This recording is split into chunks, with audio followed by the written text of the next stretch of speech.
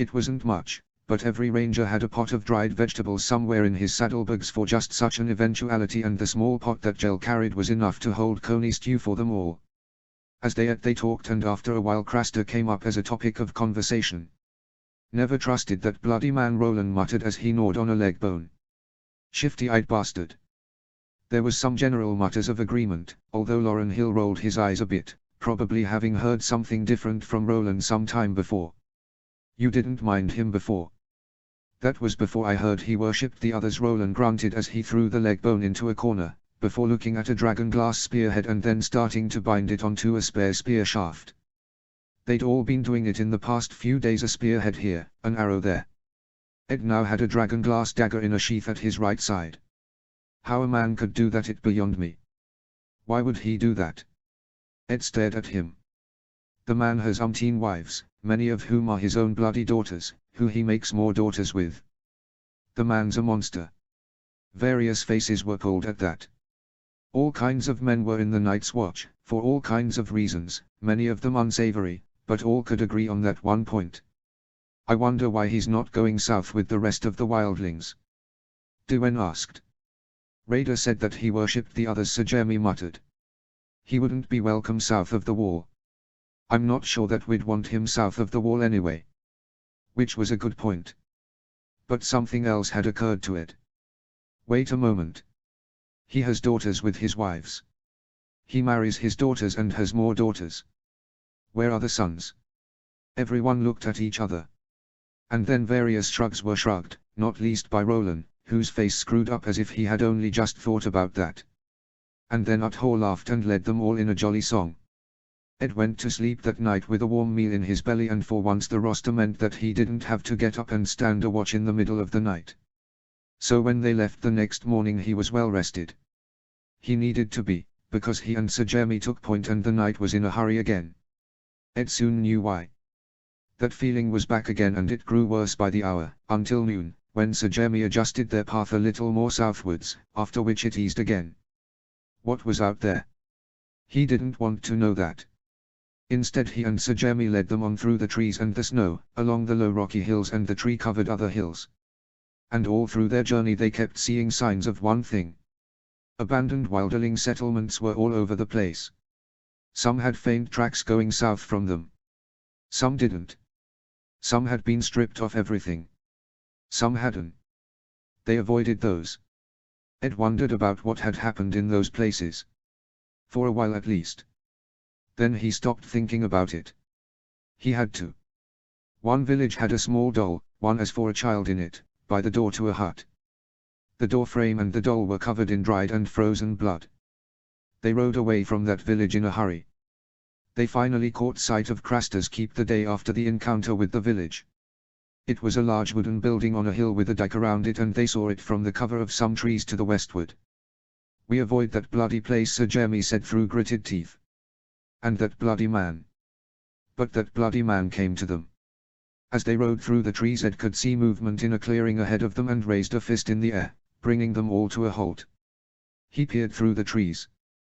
There was a man walking in the snow in the distance. He passed parallel to their position as they stood there at least 200 yards away. It was Craster, a big bulky man with grey hair. He seemed to be holding something in his arms as he trudged through the snow. "What's he doing?" Ed muttered at Sir Jeremy, who gestured at them all to be quiet. The former Crownlander knight peered through the trees and then waved at them all to dismount and then their horses to the strongest branches. "Something's not right here," he muttered to them as they all joined him. "What's that bloody man doing out here? What's he holding?" "We follow him, deep in the cover of the trees, brothers." They did so, as quiet as they could, leaving Gel to wait with the horses. They stayed well away from the tree line, watching as the man walked through the snow. He seemed to be heading towards a place with an altar. A stone slab at least.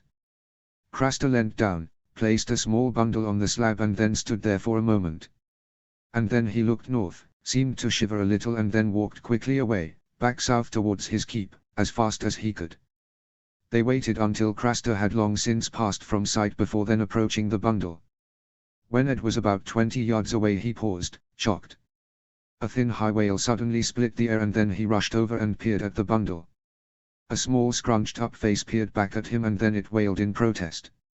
"It's a Ben," he said as he picked up the little bundle and then faced the others. "A baby." Sir Jeremy had turned as white as milk. "Is it a boy or a girl?" He paused and then gingerly pulled the small clothes apart until he could see what was inside, before hastily covering it again. "A boy, Sir Jeremy," he muttered, shocked, as his words produced white vapor almost in shock as well. "A boy. Now we know what he does with them," Sir Jeremy said with his mouth twisted in revulsion. "Leaves them out for the elements to kill them. Can't have a child with a son." Ed nodded. And then he paused. A cold mist was rising around them and with every breath he took the white vapor seemed to thicken. "It's getting colder," he said out loud. And then he looked about wildly as his sixth sense suddenly screamed at him. "Sir Jeremy! It's getting colder!" Sir Jeremy also looked about, a curse on his lips. "Brothers! Beware!" The others rushed towards them, spears out and swords drawn, all then facing outwards. And then, as the mist seemed to almost thicken in the air, they saw it.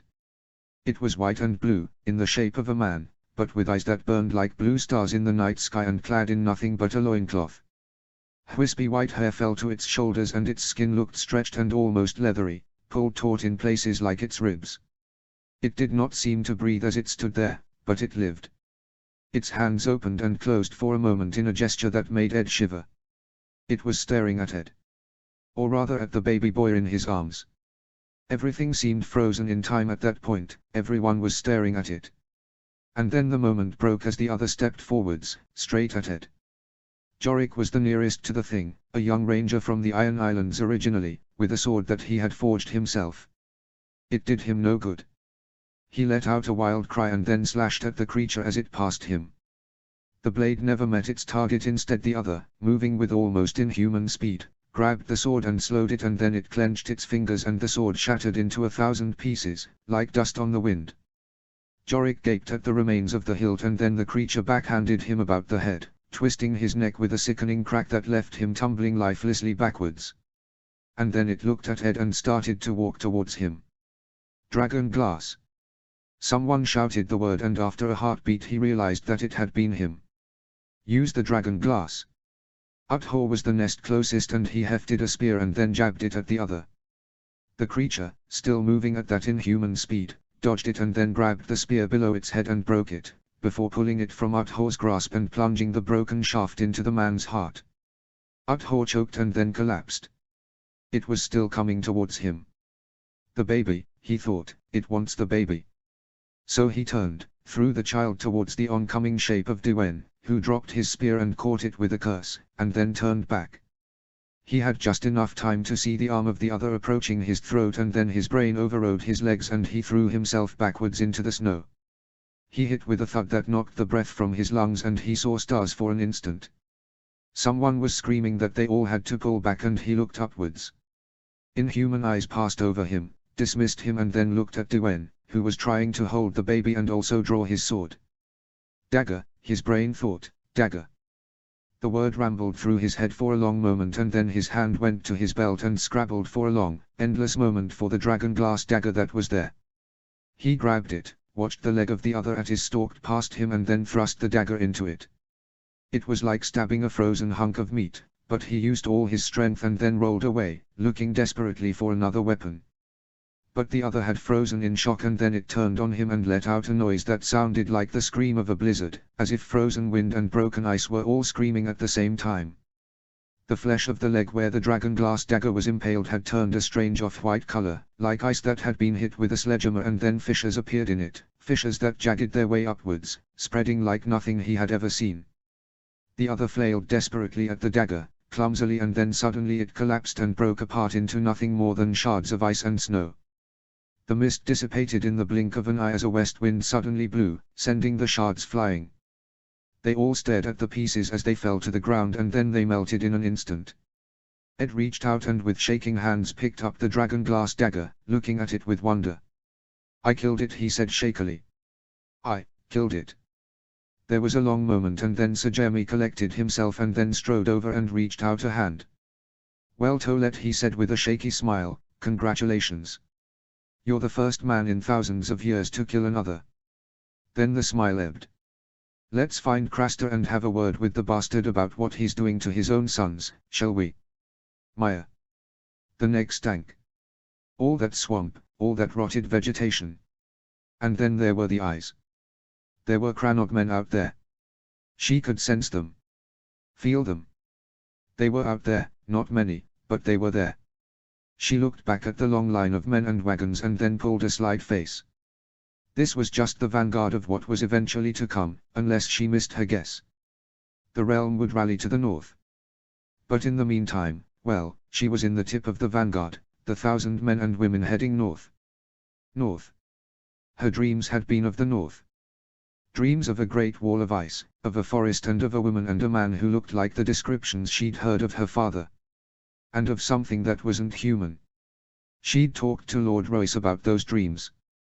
He'd frowned, stared down at his ruined armor as he mulled things over and then looked back at her. "Old things are waking," he'd told her enigmatically. "The old blood sings. The blood of the first men. Your father's blood amongst them." Talk of her father still unnerved her. She had vague memories of him, a big man with the black hair and blue eyes that she had inherited from him. But to think that he was the king, it still gave her goosebumps. Shorpath wickered a little at the stench of something particularly noxious and she leant forwards and patted his neck to quiet him. He'd had a rough enough time on the voyage. Runestone could not call up a large fleet, but there had been just enough ships to get them through the Bight and to the King's Road at the neck, where they had found such a combination of foul smells. For someone used to the Vale and the rocky paths that led to the Uri, the neck had been an experience. Well, the trip itself had been an experience. Lord Royce's summons had been unexpected. Seeing Rustone again, well, she still shivered a little at that. The runes on the walls, and the glowing runes elsewhere. So much was being prepared there, she hoped that her mules were all right. She also wondered just what would result from all of this. Lord Royce was supposed to be sworn to the Uri and Lord Erin. Lord Redfort too. She tried not to think of Michael, failed, cursed inwardly and then pulled a face. Well now. Things would work themselves out there. Hopefully. The men ahead of her slowed and she peered ahead. They were crowding together as they started down the proper causeway, as opposed to the approaches to it. It was a natural choke point and a fell and dangerous one to a hostile force. Along they rode, evil-smelling swamp to the right and the left. Occasionally she felt her scalp prickle and she shivered a little. Yes, the tales were true, Crannog men were watching them in larger numbers now. They were not alone. It was almost a relief when she finally caught sight of Moat Cailin. That meant that they were coming close to the end of the neck. And then she blinked. The old fortress was supposed to consist of 3 old towers, a lot of ruins and little else. Not any longer. There were 5 towers now, 2 that looked as if old stones had been reused to build them with new mortar. The curtain wall had been repaired in places, joining some of the towers, and there was the skeleton of a wooden keep growing in the center of it all. This was not a ruin anymore. There was life there. There was also a direwolf banner at the top of the towers, and another banner, one unfamiliar to her, a black lizard lion on a grey-green background. And there were riders coming south down the causeway, with both banners flying from pennants. She heard hooves thundering behind her and she looked over her shoulder as Lord Royce and Redfort galloped past her, their cloth-covered armor hiding those runes. The same runes that were on her bracers now. Who rides with such force towards Moat Cailin and the north? The oncoming rider from the north had a loud voice indeed. Lord Royce had one that matched it, Lord Royce and Redfort of the Vale. Then he paused and his jaw seemed to work a little under that beard. Lord Stark sent out the call. We remember. We have come, those with the blood of the first men. Those who, remember. The riders came to a halt in front of the 2 lords from the Vale and their leader peered at them both, before nodding with all seriousness. Very well, my lords. A raven will be sent to Lord Stark in Winterfell, to tell him of your arrival in the north. And then he seemed to hesitate for a moment, before nodding again. My lords, the north remembers as well. And we will not forget this. I am cousin to Lord Reed of Greywater Watch. My thanks. Lord Royce and Redfort nodded back and then they all started to trot down the causeway again, towards the ancient fortress. Hopefully the stink of the neck would leave them soon. But she still drummed her fingers on the pommel of her saddle. Her father was supposed to be in the north too. What if she met him? She sighed a little. Well, perhaps those damn dreams would stop. Asher. The harbor was bustling as she walked up the hill. The variety of ships was wide indeed, from the smallest of rowing boats to the great longships that had formerly been a part of Father's iron fleet. All were swarming with men and even women, as they were worked on with frantic haste. Ropes were being stared at for fungus, sails poured over, masts tacked for any rot, swords stacked and shields propped next to each other. Oars were being inspected, tillers scrutinized. The people of Harlaw were getting ready to fight. Some would no doubt die. She knew that. So did they. She also knew that they knew that there could be no other way. Even the few loyalists knew that something was in the air, that Lord Harlaw had to be followed if they were not all going to die. She had an odd feeling about that. There was indeed something in the air. Something dark and terrible and heading their way. Father's wrath could be terrible, his vengeance unpleasant to behold. Her uncle Hussein I was on the hill that looked over the harbour, talking to a number of men, many of whom were scowling with thought. She peered at that. They seemed to be thinking so hard that many of them were muttering under their breath. When Lord Harlaw finished speaking there was a moment of silence. Then he looked around at the assembled men. "I don't like it either," he said grimly. "But we know what's going to happen if Damfair gets his clammy paws on us." There was another pause and then the men all chorused aye. And then they nodded and broke up, walking away. "A council of war, uncle?" Asher asked as she watched her uncle look out to sea. "More like orders to complete something that need to be finished in the next day or so." "They are coming straight for us, Asher." "Straight for us?" A shiver stole its way up her spine. "How do you know that?" "A friend or two at Pike." My message had its correct effect. Damfair and your father have sent Victorian against Harlaw with what remains of the Iron Fleet. They have orders to take this island, to kill or enslave everyone on it, to burn down every building and to sow the fields with salt. The shiver came back. Yes, she could imagine father giving those orders, with Damfair, that fucking wild-eyed maniac, standing over his shoulder and shuddering with religious lunacy. "When?" She asked the word in as level a voice as possible. Roderick Harlaw stared up at the sky for a long moment as he studied the clouds and then he turned his face to the wind. Only then did he turn back and speak. "Victorian's not an idiot, but he's caught between a rock and a kraken. He'll want time to prepare for an attack. It's time that your father and Damfair will not allow him. No, they'll send him straight at us. My letter to them did the job. I want them to target me first. Great WYK will need time to gather their forces." Winds changed. Day that our ships came in from the Iron Fleet anchorage it was from the southeast. Now it's from the northeast, and it's a slack wind at that. Victorian's ships will have to row at least part the way. Hard work rowing. You know it, I know it. Victorian will want to have his men rested enough to fight. They won't come tomorrow. Or the day after. No, 3 days from now at dawn. We'll have to be ready. She looked at the sky herself and then nodded. "Aye. 3 days from now. Robb." There was a great muttering in the whole of Castle Black as he walked in with his group of fellow lordlings around him.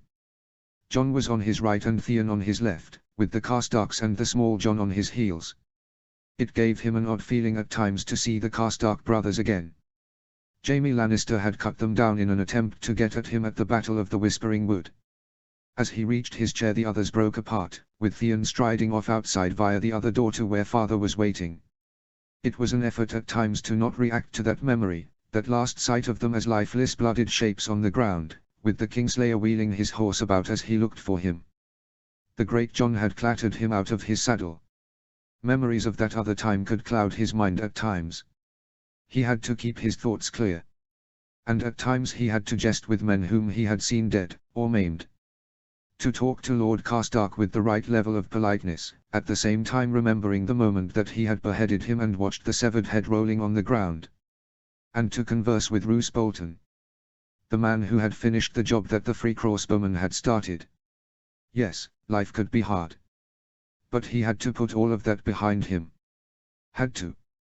There was too much at stake. Off to one side Tyrion Lannister was sitting, his eyes flickering over the assembled nobility of the north. The Lord Commander took his seat next to the Maester and the Master-at-Arms and then nodded at Robb, who turned his face to the doors.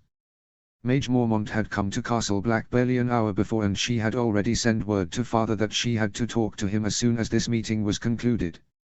It was unlike her to be so insistent and he felt uneasy. Looking through the doors he saw Theon peering through and then he nodded. He got a nod in response and then father swept in through the doors, the Great John at one shoulder, Roose Bolton at the other and Lord Karstark bringing up the rear. "My lords," the Great John roared as they strode to the dais, "the Warden of the North, Lord Eddard Stark. Thank the old gods that he hadn't referred to father as the king in the north, that had been something that had preyed at his mind for the past few days."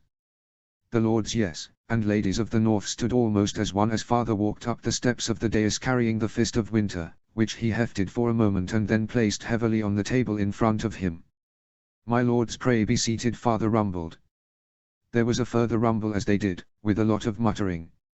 Robb led his group to some vacant seats at the front, where they were joined by Theon and Jon. Father didn't sit down though. He stood and looked out over them all. Robb glanced over his shoulder. Yes, the full muster of lords was there. Some of whom were not exactly friendly to House Stark. Barbary Dustin was sitting there to the right, her face like stone, her father, Lord Ryswell, next to her. He had an odd expression on his face, as if he was worried about something. "My lord's," father said eventually. "Winter is coming. Yes, I know that is the motto of my house, but it is also the reality that is facing us. The days are growing shorter. The Citadel might not have declared it yet, but winter is indeed coming. And we face a long winter. The second long night perhaps. Given how long this summer has been, can anyone here deny that this coming winter will be as long?" There was a rumble of agreement, leavened by the thump of fists on the tables. And then there is the call. Can anyone here deny that they heard it? Can anyone deny the warning? More rumblings and then shaking of heads. There will be those who ask how it was sent out. I was there when it happened. Long ago my ancestors gave the hearthstone to the Umbers, telling them to guard it and to bring it to Winterfell if it ever changed color. It did indeed change color. My lords, when it was given to me I saw the enemy. The others come, commanded by their master the Night King. Father's voice was hoarse suddenly. I have seen him, my lords. A creature of the night. All blue and white and evil. Hopeman is his citadel, a place so far north that neither man nor horse could get there and live. He comes. They come. And so do their army of whites. A silence fell, a dark and terrible one, as everyone stared at father, who set his chin a little. My lords, we know that they are coming now. The call was sent when I reunited the hearthstone with another artifact found at Winterfell. And then he took a deep breath. Much has been found at Winterfell. Things that my father knew about. Things that he was never able to tell me, because he was murdered. Another silence and then shocked exclamations as the lords of the north realized how closely they had come to no warning at all. Hugo Val, the leader of the largest and most powerful of the Hill clans, seemed to be particularly affected, given his sudden pallor. My lords. Father bellowed, over the uproar. And then again, my lords. Silence finally fell. We know they are coming. We know that we have to act now, to strengthen the Night's Watch, to support it, to call for help from the south. The call has helped with that. As I said, many things have been found. Including this. He placed a hand on the fist. This is the Fist of Winter. The ancestral weapon of the Starks, that we bore before we had ice. It was hidden in a secret room in my solar, which had been my father's solar before me. Our ancestors were wise. They secured many things against this day. Hugo Val had turned white as a sheet and was having a frantic whispered conversation with Torgon Flint and Brandon Norrie, both of whom looked equally shaken. Working out what those things do will take time in some cases. But we have another problem. As the Night Kings and the others sweep south, they drive those people beyond the wall south. The wildlings, who call themselves the Free Folk, are fleeing south. Father placed both hands on the fist. I have spoken to Mance Rayder, the so-called king beyond the wall. He told me he could call upon a force of 100,000 to march against the wall. More mutterings, some angry and some shocked. What do you mean, could call, Lord Stark? Someone shouted. Raider does not want his people to die. They have seen the others. Fought them. Lost to them. The legends of their powers are true, he says. But he will not send his warriors against the wall. He wants to save as many as possible. He has asked to pass his people through the wall and into the gift. He would have knelt to me to get permission to do so. Yet more muttering. The small John appeared to be quite angry, right up until the moment that his father strode up to him, spoke intently and then glowered at his son until the younger man looked shamefaced. My lords. Father bellowed again. I know that the thought of allowing wildlings into the gift sounds like madness. But think of the facts. What the alternative to letting them though is. What happens if we don't let them in? Think of it, 100,000 of them, trapped north of the wall. My lords, that would mean 100,000 whites coming at us. Think on that for a moment. The muttering died in an instant. The silence that fell now was a long one, and more than a few men were as white as Hugo Val had been earlier. He was now merely pasty. Father looked at the Lord Commander, who stood and glowered at everyone. You all know me, my lords. I have no liking for wildlings. But we cannot leave them to be massacred and then reanimated by the others. I do not like it, but it must be done. We must allow them into the gift. We will deny the Night King a source of whites and we will be able to repopulate the gift and get crops growing in there again. We need them. The Lord Commander sat again and Father nodded at him. We need the South too. I know now that the call has been heard in many places. The blood of the first men sings. The mountain clans of the Vale have sent forces to our aid.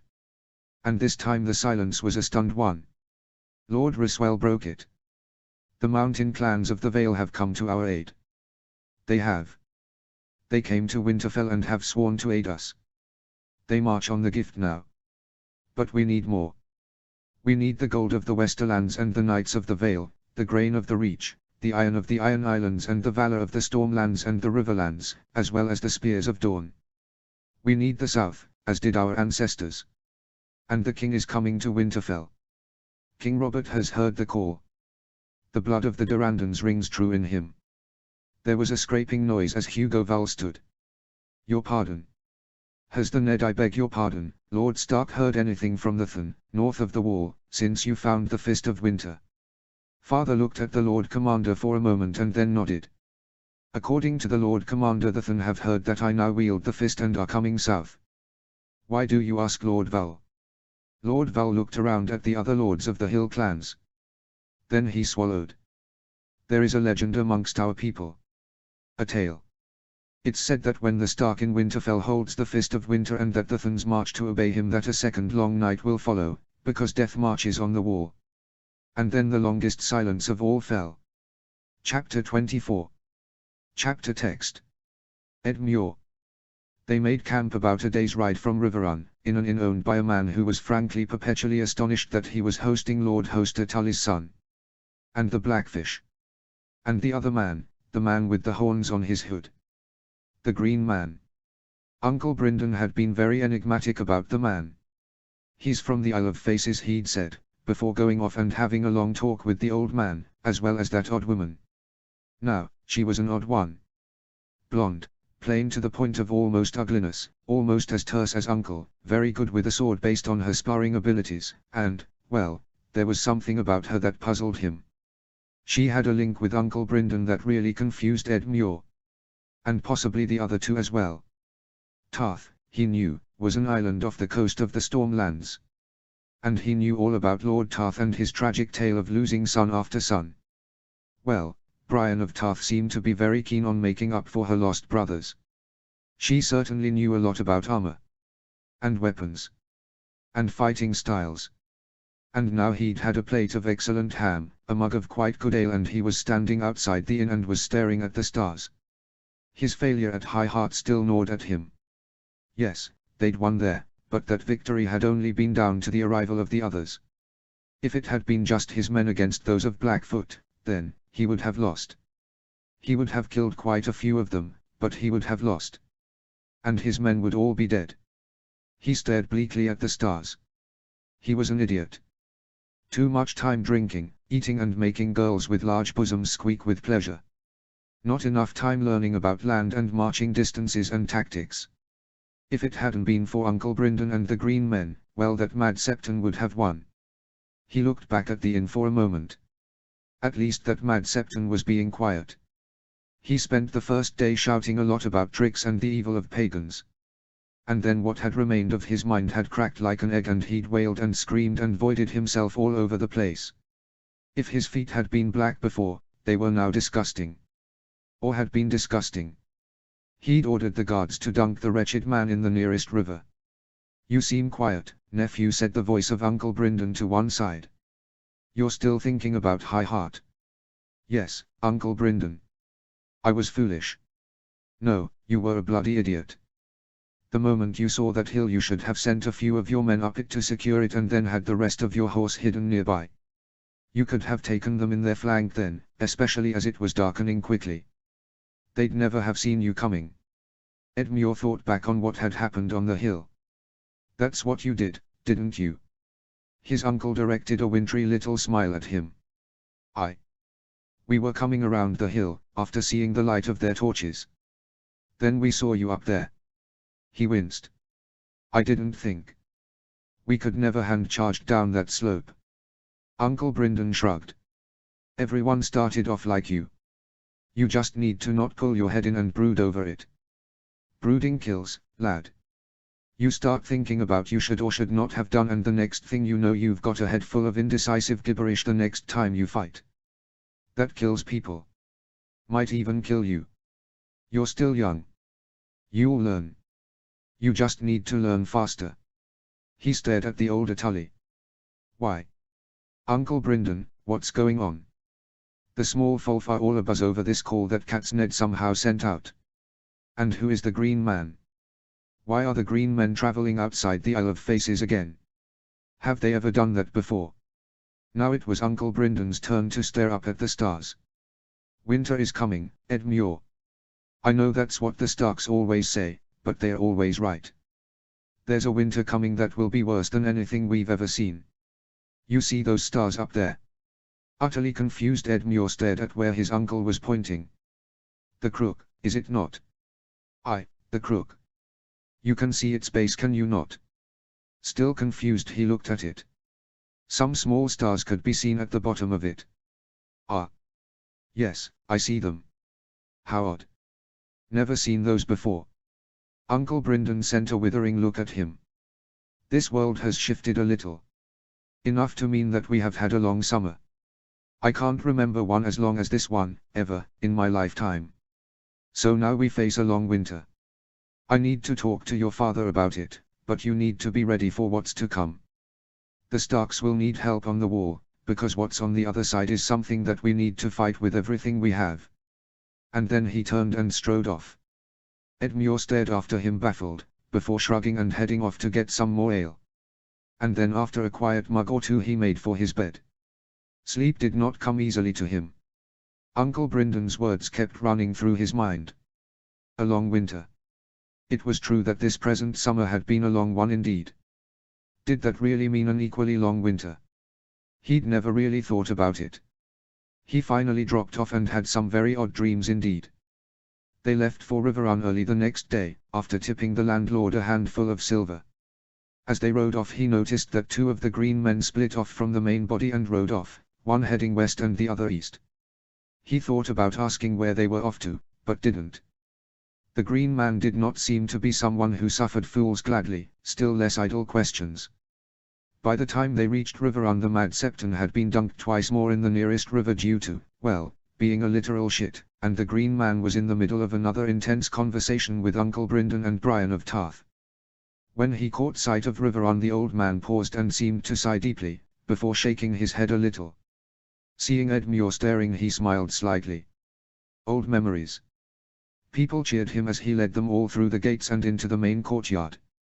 All his men, cavalry and foot, had returned, and that had been noticed by many. He liked that, even if he still felt like an idiot. The sight of the green men got a few odd looks, not that many seemed to know who or rather what they were.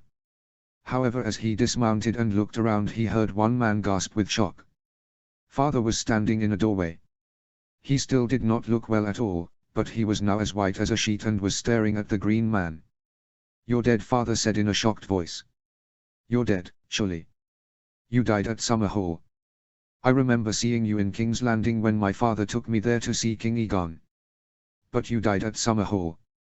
Hoster Tully, is it not?" "Yes. I remember you. You gaped at me a great deal. And now you are Lord of the Riverlands." The old man seemed to straighten up. "I am now the Green Man, from the Isle of Faces. And as such I claim the right to speak with you at once. The Green Men are no longer bound to the Isle. You need to know why." Father gaped. There could be no other word for it, and then nodded. "My solar," he muttered. "At once. Ed."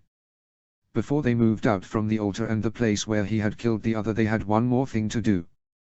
The bodies of Jorik and Uthor were carefully gathered and laid next to each other. Sir Jeremy stood over them, his expression somber. "They were good men," he said eventually. "They fell in a fight against our oldest enemy. Remember them. And now their watch is over." "And now their watch is over," Ed muttered in chorus with the rest of them. Then he stared at the two bodies. Were Uthor's eyes always that color? "They look blue." "He always had blue eyes," Dwayne muttered. "Didn't he? A fine lot of rangers you lot are, eagle-eyed and watching every leaf flutter on the wind," Sir Jeremy muttered. Then he sighed. "Ride on, brothers. Blue-eyed or not, we cannot take a chance with the bodies of our late brothers. I will take care of them." Ed looked at him sorrowfully. "No, Sir Jeremy. We will help you. It should not be your burden alone. I am in charge, Toilette. It's my responsibility." He drew his sword. "Ride on, as I said." They did, with Dwayne holding the baby in a small nest of a fur cloak that once been Uthor's. No sense in wasting what had belonged to a now dead man. And after some minutes Sir Jeremy joined them, riding hard and with a grim look on his face. "Should I die north of the wall, I want you to do the same to me," he told them as they rode south. "I want to die clean and not come back as a white." Craster had had a lead on them, but then he was on foot and they were mounted, so that lead was soon eaten up. Even them they caught up to him as he approached the gates to his keep, that low ring fort in the forest. The wretched man heard them approach and wheeled to face them, his hand on the hilt of his sword and a look of surprise on his face. When he saw Sir Jeremy and the others, an odd look crossed his face, like a combination of annoyance and a sudden need to stop showing any emotion at all. "Sir Jeremy!" Craster called out as a farther look crossed his face, one of greasy unctuousness. "Are the rangers abroad again? You and your men have been quiet of late." "Aye, we have been abroad again," Sir Jeremy grated through gritted teeth as he dismounted. "We have been seeing much here, north of the wall. Much indeed. The wildlings, those you call the free folk, are moving south, through the wall. They claim that they have seen the others." A new expression crossed the face of Craster, this time one of false bafflement. "The others, Sir Jeremy?" He looked over his shoulder for a moment at the gates to his keep. "But they are but a legend." Ed set his jaw a little. The man could have had "I am a liar" branded on his forehead. And then the babe in the arms of Dwayne decided that he needed to make a contribution, because he raised his voice in a thin wail that probably meant that he was hungry. The impact the babe had on Craster was immediate. The big man turned as white as milk and stared at Dwayne. "That noise a babe? Where did you get him?" "You know full well the altar where you left him," Sir Jeremy snarled. "Your own son, you heartless cunt. Your own son." The wilderling took a horrified and tottering step forwards. "No. You must take him back. You fools, you don't know what you've done." "What stopped you from sacrificing your own son to the others?" Ed spat. "Your own son, you bastard." "I had no choice." Craster roared. "No choice. I give them the boys and they leave me alone. Me and my wives. Now give him back. Take him back." "Too late, Craster," Sir Jeremy said grimly. "Too late. The other who came for your son is dead." Craster looked at him as if he was mad. "Dead? Impossible." You can't kill another, they are invincible. Immortal. They are creatures of ice and shadow. Take him back. No, Sir Jeremy said in a voice like stone. We will not. Another came. We killed it. Tolet there slew it. They can die. We all saw it. But Craster was not in the mood to hear such things. He let out a wail of terror and darted towards Diwen, only to be met and pushed back by Sir Jeremy. You will not have that babe, Sir Jeremy roared. You will not. That brought him a snarl of defiance. The wilding reached for his sword but met Sir Jeremy's knife, which slammed into his guts. There was a long pause as Craster gasped for air for a long moment as various liquids splattered on the ground underneath him, and then Sir Jeremy twisted the knife inside him and Craster shuddered for a long moment and then finally collapsed, the life in his eyes vanishing. Sir Jeremy stood over the prone body of the wilderling, panting, for a long moment, and then he wiped his knife on the body and looked at the holdfast above them, where Ed could see that a group of women were now staring down at them all in what appeared to be a combination of horror and relief. Diwen, walk forwards. Find out who that babe belonged to, Sir Jeremy muttered as he checked the still body of Craster, peering into those lifeless eyes. I seem normal. Diwen dismounted and then strode forwards, holding the babe up so that the huddle of women could see him. We found him north of here, in the forest. He was to be a sacrifice. We've come to return him. There was a shocked pause and then one of the women rather timidly came forwards. With every step she seemed to grow bolder and bolder, until she eventually darted forwards and peered at the babe before bursting into tears. He's mine, she sobbed as she took him from a rather relieved Diwen. My baby boy. I'm finally holding him. He took him away. You brought him back.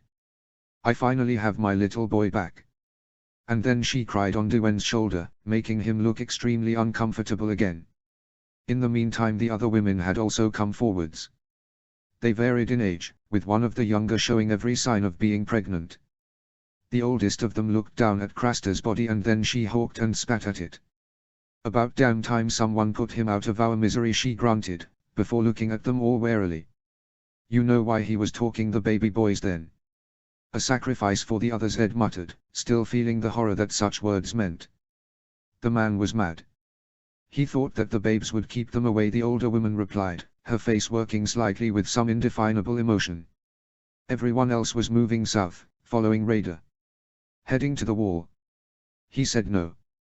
Said that we were safe here. As long as we placated them. By sacrificing your sons, Sir Jeremy said quietly. She looked at him and then a look of utter anguish crossed her face. Yes, she said, her voice shaking. Yes. Craster gave my sons away. All of our sons. Sir Jeremy nodded slowly. But it was Ed who said what the older man was obviously thinking, you can't stay here. No, she muttered. Then she straightened. My name is Jen. I have cousins out there in the world, with the free folk. We'll leave here at once to join them. If you need supplies, take whatever you need from here at once. We're leaving this place as soon as we can, and when we leave I'm throwing a burning brand into the hole so that it burns to the ground behind us. And then she spat bitterly on Craster's body again, before bustling into the hold, shouting orders to her sister wives. Ed watched her go and then shrugged. Permission to make sure that this bastard never walks after us, Sir Jeremy. I came the reply. Hack his head off. Ed dismounted and then drew his sword. This was something that he was going to get quite a bit of pleasure out of. Jorah. The king kept surprising him. He was not the single-minded buffoon that so many people thought that he was. Or perhaps he had made people think that. He still wasn't sure. There were times when the king could be very astute and other times when he seemed to be clueless. There's more to him than meets the eye, Lyra had told him the other night, her head on his chest after making love and then chatting drowsily about the events of the day. He's like lightning in the clouds. Hidden until you see it, feel it, hear it. It was an apt description, he thought as he watched the crowd of people bustling around in the new castle. They would be leaving the next morning for Winterfell. The king had wanted to leave 2 days before, but there had been too much to do. The realm was being run by Raven to King's Landing. Oh, and the queen had tried to get a wheelhouse made for the royal family. It had been ludicrously impractical and had been ruthlessly squashed by the king. Actually he'd just stared at it, looked pointedly at the wheels and then laughed so hard that tears had run down his face, before turning and walking away, shaking his head. "Won't last a mile on that road without losing a wheel," he'd rumbled. "Too thin." Which is why Jorah treated bouts of swordplay like the one he was about to undergo with not a little trepidation. He was in a shirt and breeches, with an old pair of boots on his feet and his usual sword in his hand. Opposite him stood the king, with Sir Barristan Selmy to one side, his eyes intent. Robert Baratheon was stripped to the waist and was holding Stormbreaker. That was something else. The king seemed to be getting fitter by the way, or at least he was driving himself to be so. He seemed to be everywhere, walking, talking, lifting logs onto his shoulders, riding out for hunts in the nearby forest, and above else he was sparring. Jorah took a step to one side, matching the king. And then the bigger man swung. No warning, no flicker of the eye, no twitch of the sword, just a lunge. Jorah parried it with a grunt and then returned the favor with a slash of his own, which Stormbreaker met. He took a step back and then launched his own attack, something he'd picked up off Loras, a Dothraki move that required him to feint not once but twice in an effort to get the king off balance. He almost succeeded, but the king wasn't fooled, although he did smile hugely at him as they went back to that slow circling. "Not bad, Mormont. An Issozi move. Dothraki, your grace. Here's something from the Stormlands." And with that he unleashed another attack, a series of hard-lunging slashes that got Jorah darting backwards and repressing more than a few swear words.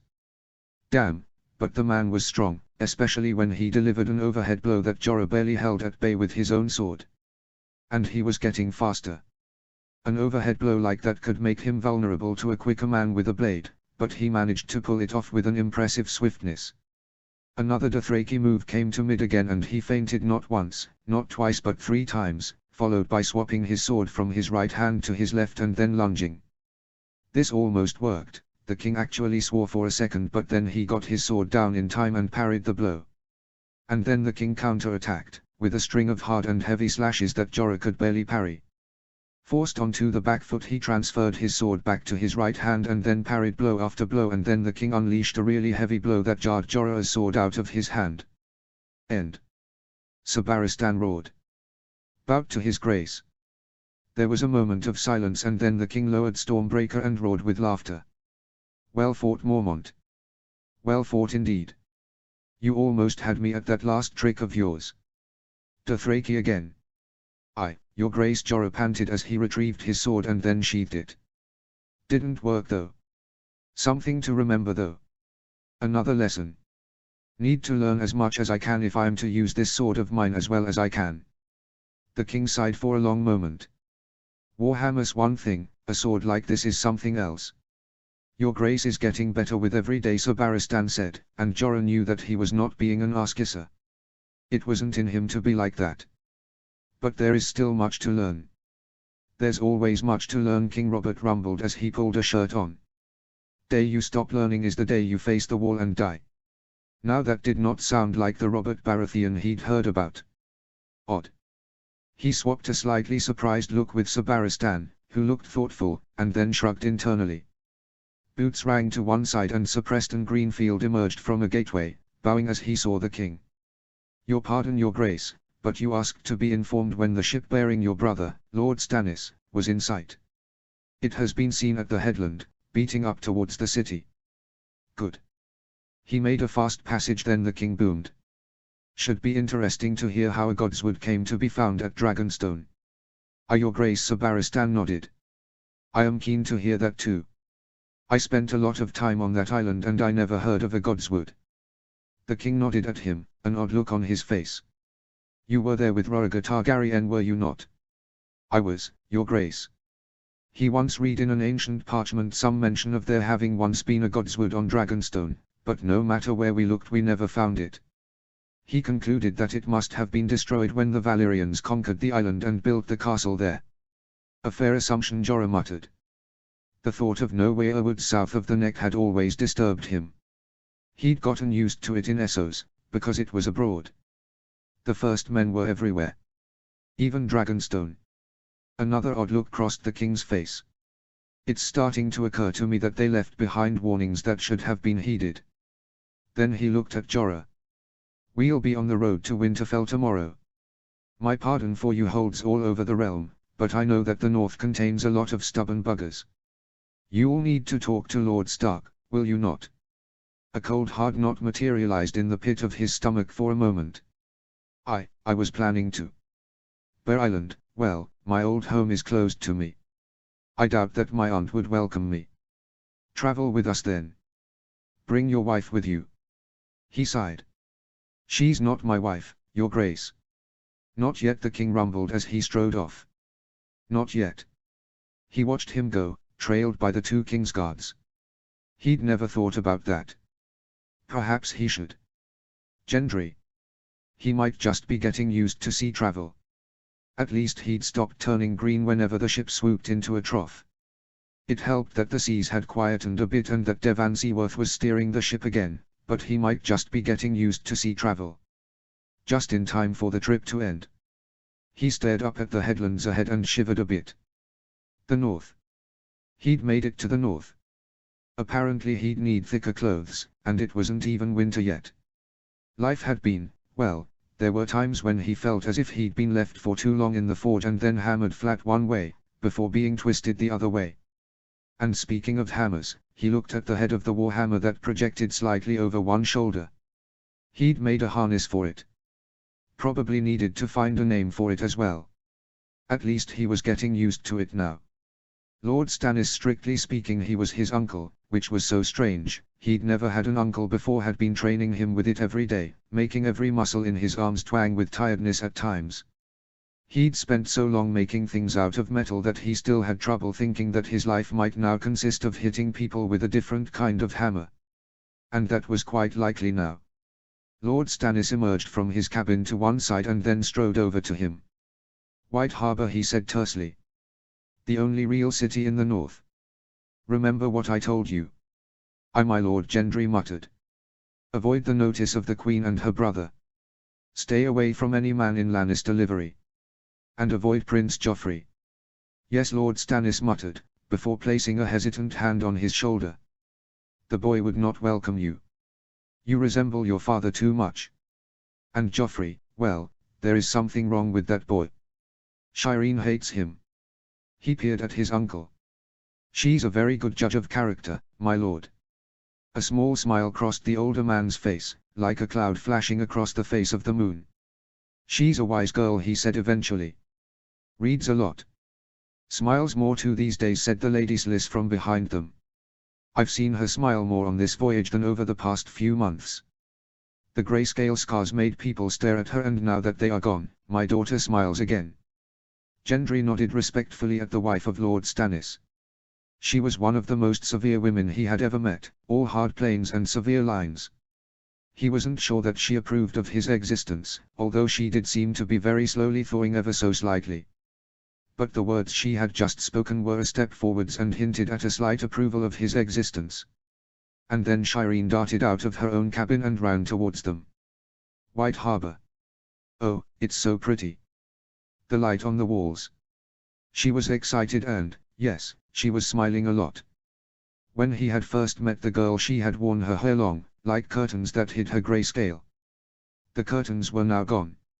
Instead, she had pulled her hair back into double braids that were tied together at the back, showing off the area where the grayscale had once been, but was no longer. As they approached the quay, the crew thundered around them to the sound of Devan Seaworth's commands. There were times when he sounded like a younger version of his father. But it was the hulking figure standing on the quayside that caught his eye. His father, the king. He seemed, well, he looked as if he was thinner than before, whilst being a little larger about the shoulders. "Robert's not fat anymore," Lord Stannis half muttered to himself. "What in the name of the gods is going on? What's happened to the man?" As the ship was moored and the gangplank set in place, Lord Stannis led his family down to it, with a wary Gendry lagging behind. The king strode up to his brother first and then clasped arms with him. He almost loomed over him, and Lord Stannis was not a small man. The king then stepped to one side and greeted Lady Sliss, speaking softly and kissing her hand, something that seemed to startle her slightly. And then he stepped up to Shireen. As he did, he went down onto one knee and peered at her before smiling broadly. "Welcome to White Harbor," Niece the king rumbled, still smiling. "There's so much to show you here. And you are just the person to read about and tell me what I should have seen from the start here. Will you help me?" It was exactly the right thing to say, because she flushed a little and then nodded, curtsied. And then he kissed her on the cheek and she flung her arms around his neck. She could just about hear her when she muttered, "Uncle Robert, my grayscale is all gone. And you are now the prettiest thing here in White Harbor." They broke apart, him still beaming at her, and then he looked at Gendry. "And here's the lad who found the godswood." He flushed and scuffed his boots on the wooden boards beneath his feet. "Didn't mean to, Your Grace. 'T was an accident. But a happy accident." The king smiled at him and then pointed at the warhammer. "Stan is training you in that."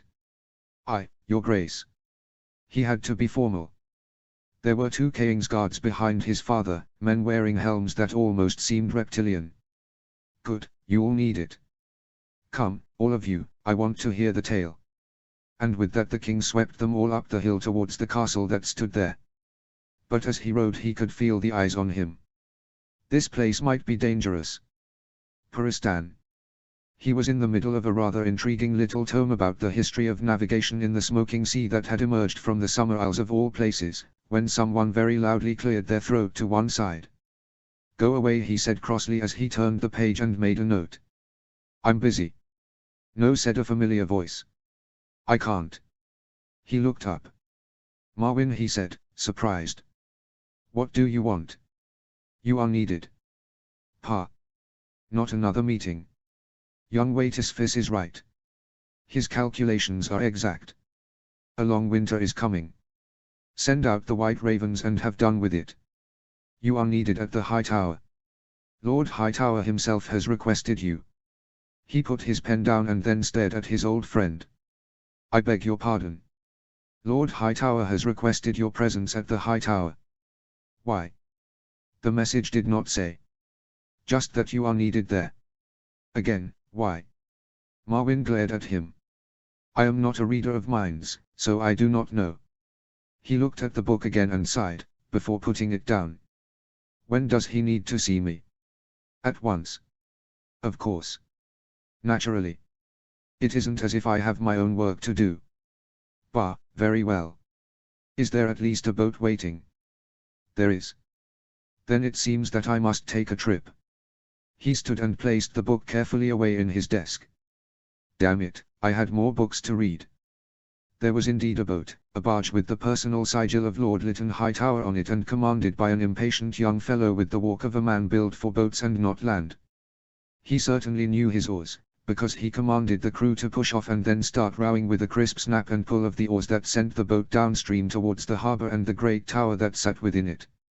Some signal must have been sent, or perhaps someone with a mirrorish eyeglass had been watching for him, but when he reached the jetty by the main entrance Lord Lytton Hightower himself was waiting there. "My Lord Hightower," Puristan said with a bow. "You sent for me. How may I serve you?"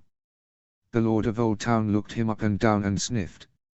He had not left the Hightower for years, but he seemed much the same, if a little whiter of hair and beard. "Archmaester," he said. "I am told that you are an expert on history and specifically the history of the Reach." "I have some small knowledge of it," he said cautiously.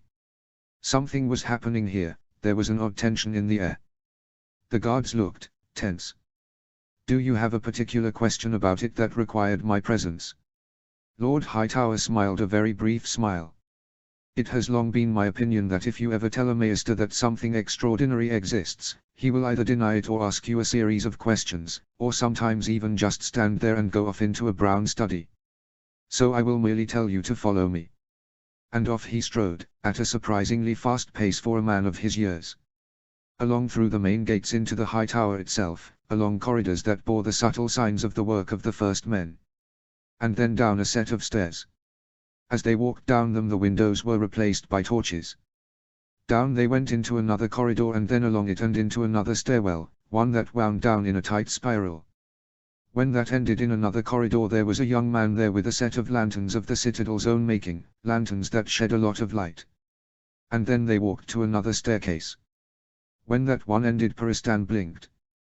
The walls had changed. They were now black. This must be the original black stone foundation of the high tower. He looked at the stone and shuddered slightly. It seemed to almost glisten in the lamplight, as if it was somehow greasy. There was no decoration on it, not carving. Just black stone. And no one knew who had built it. Down again, Lord Hightower said. We are not yet there. And off he went again, striding off down the corridor and then down yet another bloody staircase. This one was different. The steps were a little smaller and he had to concentrate on where he placed his feet. Down they went, deeper and after a while he realized something. We are below the harbor now, surely. We are, came the grim reply. Far below now. I did not know that the high tower went so deep. Few do. Surely the citadel knows. One archmaester once did. Who? Berwin. I am not familiar with that name. You should not be. He died 500 years ago, and his name was stricken from the rolls of the maesters. Why? He went mad. And then they went on, deeper into the far depths of the high tower, until eventually the black staircase came to an end. They paused there, which was a blessing on his knees, and then he felt something start to steal over him, a vague uneasiness. Lord Hightower looked at him. You feel it then? Feel what? That sensation that something is wrong somewhere. He paused. Yes, but then I live in the citadel. Normally some experiment or other is going wrong somewhere in the place. But yes, I do feel something. What is it? Lord Hightower smiled slightly again and then crooked a finger. Come. They passed along a long corridor that curved slightly, and then he saw light ahead of them. It was a doorway, with torches and lanterns burning there. There were 2 guards there, and as they approached he could see that they were very nervous, with sweat rolling down their faces. You are relieved, Lord Hightower told them. Go back to the barracks. My thanks. The 2 guards bowed and then all but ran down the corridor, replaced by the pale-faced guards that had followed Peristan and Hightower. We limit guards to shifts of 2 hours every other day, said Hightower sadly as he unlocked the door with a great iron key. Any more and, well, they run. He opened the gate and stepped through, beckoning for Peristan to follow.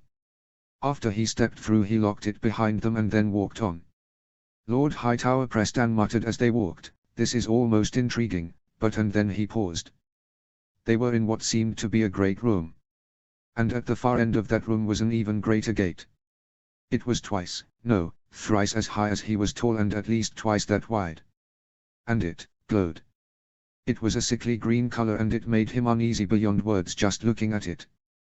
What he said eventually, what is that thing? The reason why the high towers have always stayed here. It is our burden. We were told to guard it. Whatever it took, we had to guard it. The arrival of the Andals. We coped. The Targaryens. We bent the knee. We stayed here and we guarded it. It was my task to look upon it once a year. He peered at it, as that feeling that something somewhere was very wrong intensified. The citadel does not know that this even exists, does it? No. They would ask too many questions. Silly questions at that. Then why are you showing it to me? Because it has changed. Because there are runes on it that can now be seen that I did not know even existed. Because it now glows, when once it did not. And because that damn thing is bolted against something.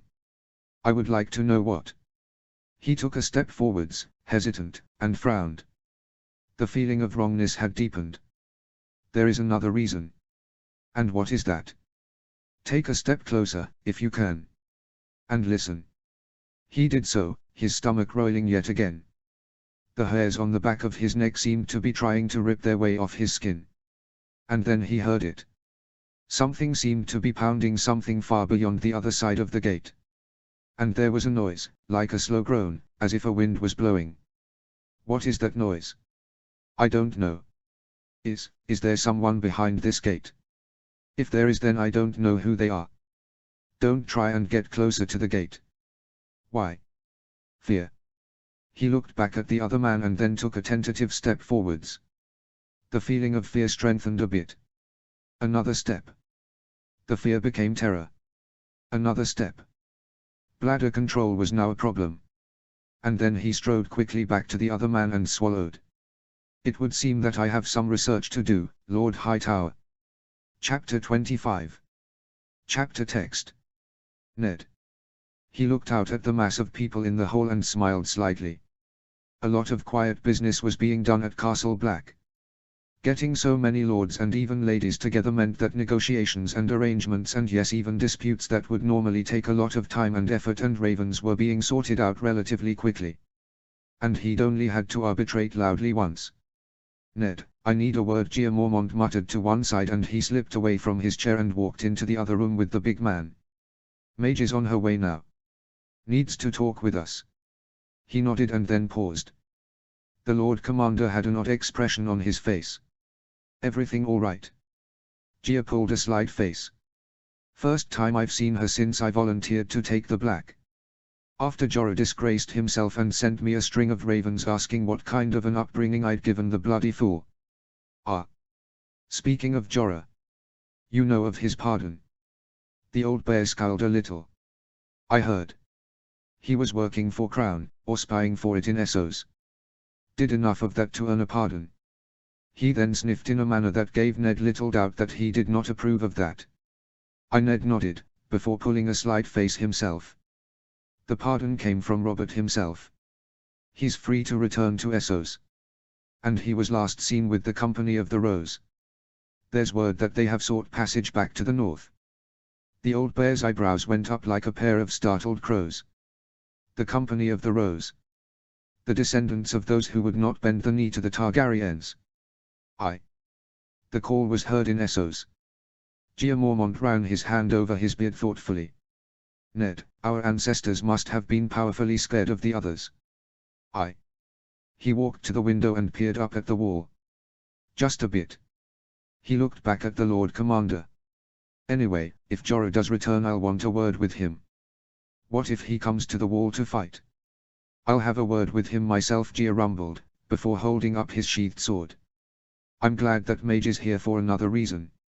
I'll give her this, for Daisy. Now it was Ned's turn to send his eyebrows flying upwards. You're giving Longclaw to Daisy? Aye. The older man looked down at the sword with a combination of pride and loss. Jorah had enough honor in him to send this to me when you stripped him of his titles for his crimes and he fled into exile. That was the hardest thing I've had to do for some time, Ned said softly. I knew that you'd take it hard. You did the right thing. A crime like that, well, no matter how many pardons Robert Baratheon sends him, this sword will never be his again. He shamed the family.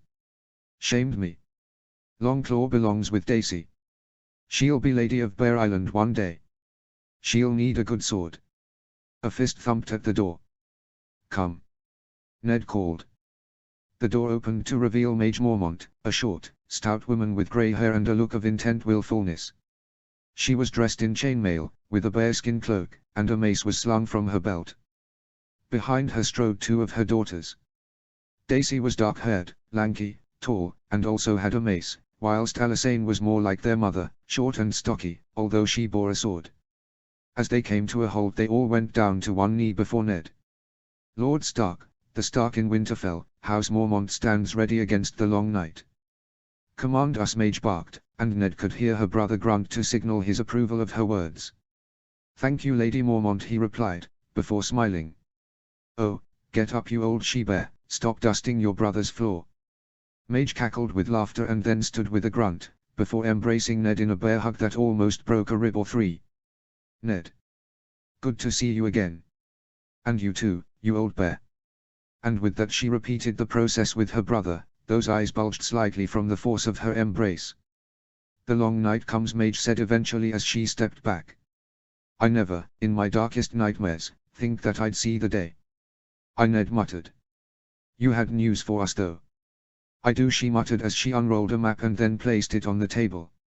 Odd things have been happening on the frozen shore. She placed a finger on the map, which showed the area north of Bear Island.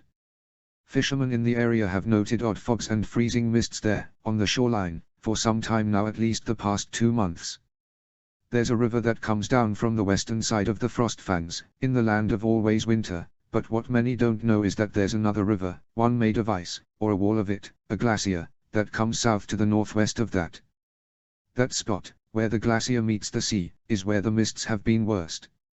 And they freeze.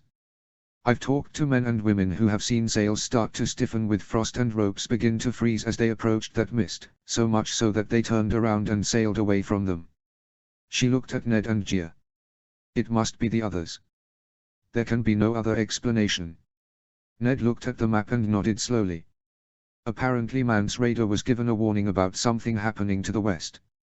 Perhaps this is it. Do you think that Bear Island is in danger? I do, Mage said with a nod. Which is why we were late. The defenses of Bear Island have been strengthened. I don't know what might come, but we are ready. Given what we have heard though, we will need dragon glass. Ned nodded slowly. You'll have it. Supplies have been coming in from the last hearth and also from Dragonstone of all places. He looked back at the map. Something was nagging at him. Send word to Winterfell if you lack for anything at all. Mage nodded slightly. Thank you, Ned. The door sounded from another knock and he peered at it. Come. It opened to reveal Maester Aemon, who was holding messages. A message from your lady wife, Lord Stark. The Maester of Castle Black muttered as he handed it over. Ned unraveled it and read. Then he read it again. It seems, he said in as level a voice as he could manage, that some relatives of ours have arrived in White Harbor.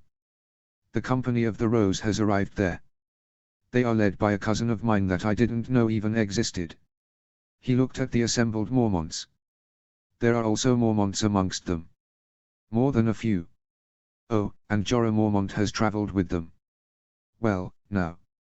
He finally knew what it was like to see flabbergasted members of the Mormont family. Tyrion. Well, the view was certainly spectacular from up here. The top of the wall gave him the most amazing vista of, well, what appeared to be a good chunk of the north in one direction and an equally good chunk of the land beyond the wall in the opposite direction. He'd joked to Uncle Kevan that he'd be able to take a piss off the top of the wall and be the tallest Lannister ever. Now that he was here. Well, the jape was no longer funny. Part of the reason for that was that the wind was so cold up here that any prospective piss would freeze along with an appendage that he was very fond of. The other reason was that the people below might not like it. He could see the campfires from there, all over the landscape. There were thousands of people out there. Men. Women. Children. Oh, and giants. He was still rather stunned by their very existence. He could see one now, at a distance. It was on a mammoth and was passing along a path through the forest, dragging some logs behind it. They were all running for their lives. Running to the wall. To safety. He looked at the horizon and his skin crawled. They were out there, somewhere. Pressing south all the times. Killing those who were too slow. Reanimating the dead. It was the most monstrous form of desecration that there was. The lift ground to a halt behind him and he heard slow footsteps, along with a shivering sigh at the view. They said you were up here, said Robb Stark. Quite a view. The lands beyond the wall, Tyrion said musingly. In all its chilly beauty. I wanted to be able to tell my uncle that I'd been up here. I once joked to him that I would take a piss off the top. Have you? No. The joke lost its point after I saw the reality beyond the wall. All those poor bloody people, running for their lives. When will the gate open for them? In a few hours. The Lords of the North will have finished their deliberations by then. The gates to the west are already open, as is the one at Eastwatch by the sea. You mean that your father and the old bear will have stopped shouting at them by then? Maybe. Maybe not. I'm not that much shouting will be required. Father just has to wave the fist of winter under some noses. There was a pause. Seen enough up here. I am a little chilly. Why? Time to plan our trip to the Night Fort. He looked to the east, along the wall. I wonder why we have to go there. There was a silence for a long moment. Our ancestors left warnings for us to heed. We failed them. Time for us to repair some of the damage. Whatever they left at the Night Fort, whatever we need to do there, we'll find it and do what we need to do. The boy was such an optimist.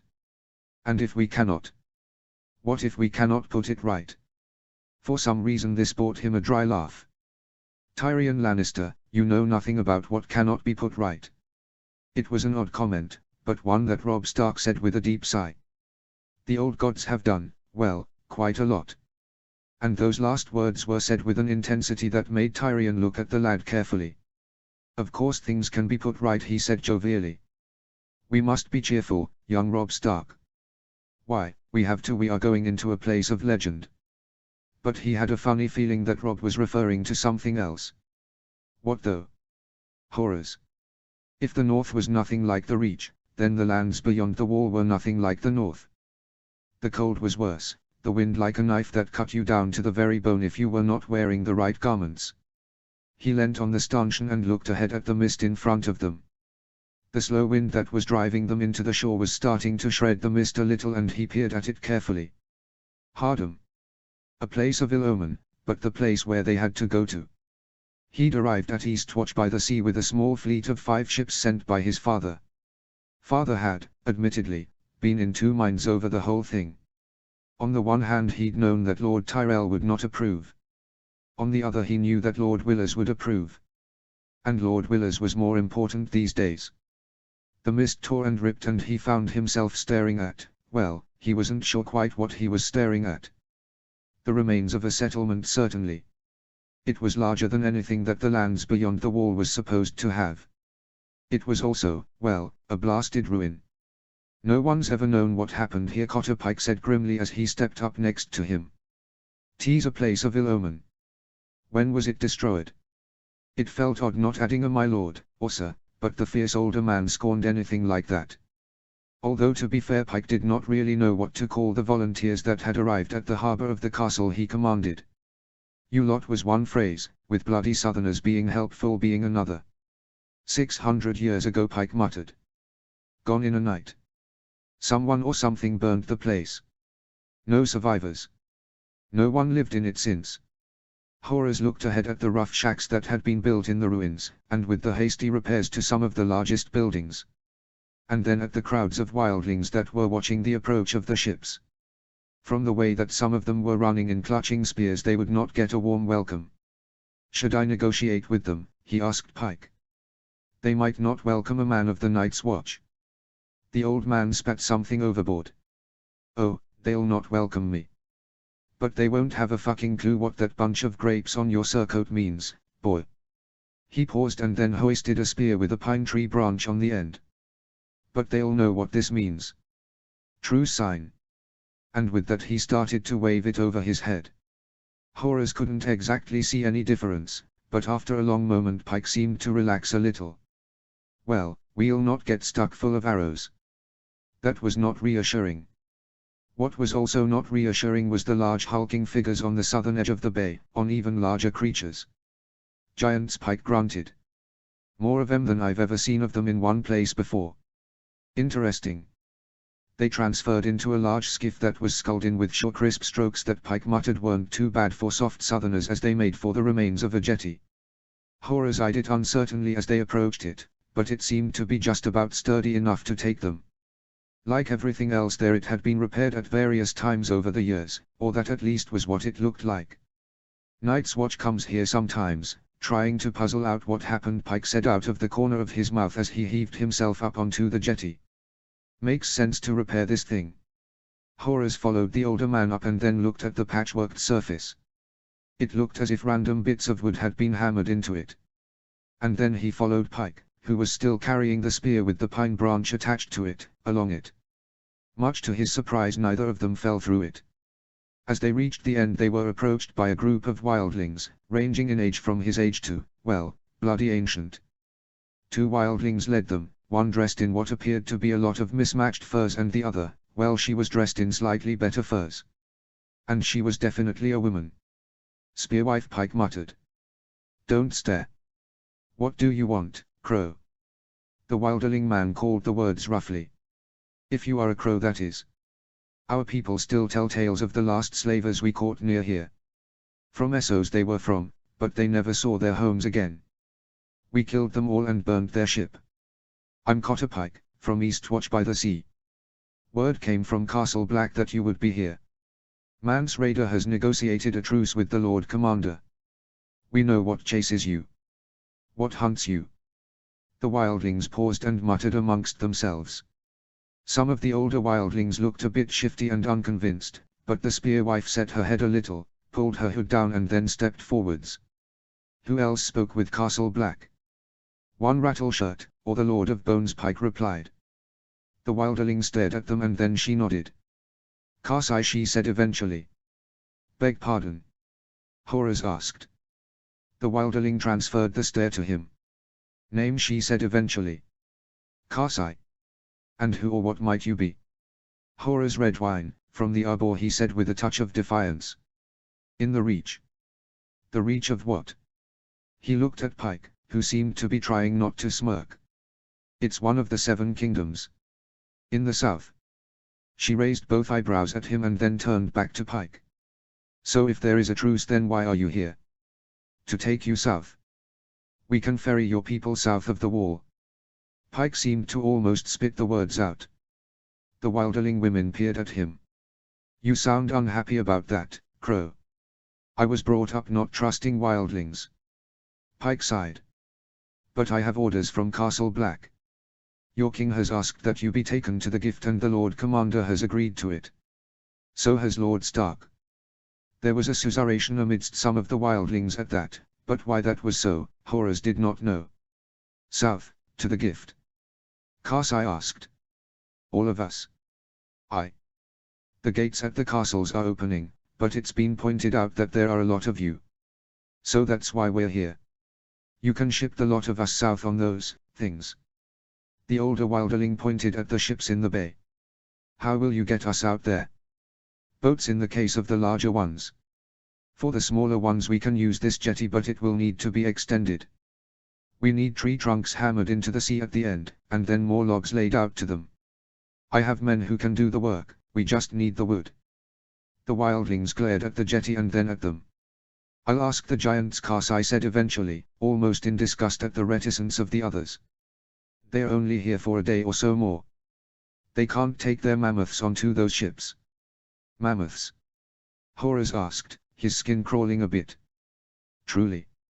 Karsai just looked at him and then stalked off muttering. When she was amongst the crowd her voice could be heard shouting in what sounded like several languages. The other wilderling leaders at the jetty also watched her go and then muttered to themselves. After a while the older one stepped forwards again. I am Lacan, he said gruffly. We will go with you. There is nothing for us here but death. And then he scowled at them. But should you betray us, or we even hear a sniff of Essos, we'll kill you all. Pike stared back at him. I am no slaver, he spat. We take you south for one reason and one reason only, the others come, and we have no wish you see your corpses join the ranks of their army of whites. The wall is our only defense. We would not see it fall to a tidal wave of wilderling whites. There was a bristling moment of tension and then the wildlings nodded very slightly and with evident reluctance, before turning and adding their voices to the hubbub. Pike watched them go with a sigh and then looked back at Horrors. Well, that went better than it might have. Then he looked about. We need to find one of them that knows something about these caves and the white cages, or remains of them, that they might hold. Horrors looked at the caves that were set into the cliffs to one side and shivered more than a bit. They looked, almost ghostly. Black and empty holes in the rock, some of which had paths carved into the rock leading to them. He nodded and then joined Pike in stamping carefully on the solid parts of the jetty. By the time that the first of the boats had started to come ashore, a line of wildlings had formed up at the shoreline. It was the first time that he had seen what wildlings were like, truly like, and he watched with no small amount of, well, sympathy. They carried in age, from babes to old men and women. All had the marks of hunger and no small amount of desperation on their faces. And their weapons, some had spears with stone tips. Some had scraps of metal at the end of their spears. Others had swords of rust or axes of what might have been bronze. Then he heard a noise like nothing he could imagine and then watched as 4 huge figures dressed in furs strode past him. They were carrying tree trunks over their shoulders, giants. He was really looking at giants. Hobber would never believe him. The giants walked over to the jetty, and after a moment of shock Pike started shouting orders to them. They listened to him, looked at each other, shrugged, and then placed the tree trunks as he directed, driving them into the sand and mud beneath the sea with smacks from their huge fists. Other giants brought yet more trees, and then wildlings were there with planks stripped from buildings, and after a while the jetty started to get a lot longer and sturdier. Pike waved to some of the larger ships, which started to nose cautiously into the bay. As he watched all this, Horus noticed that Kasai had reappeared and was watching it all with a combination of a scowl and a smile. After a moment she seemed to notice him. "We're running," she said shortly. "I wish that we weren't." He nodded somberly. He could see why. Then he pointed at the caves. "I need to get into the caves." "Why?" She said the word with total horror in her voice. "They are haunted. Cursed." Horus held up a placatory hand.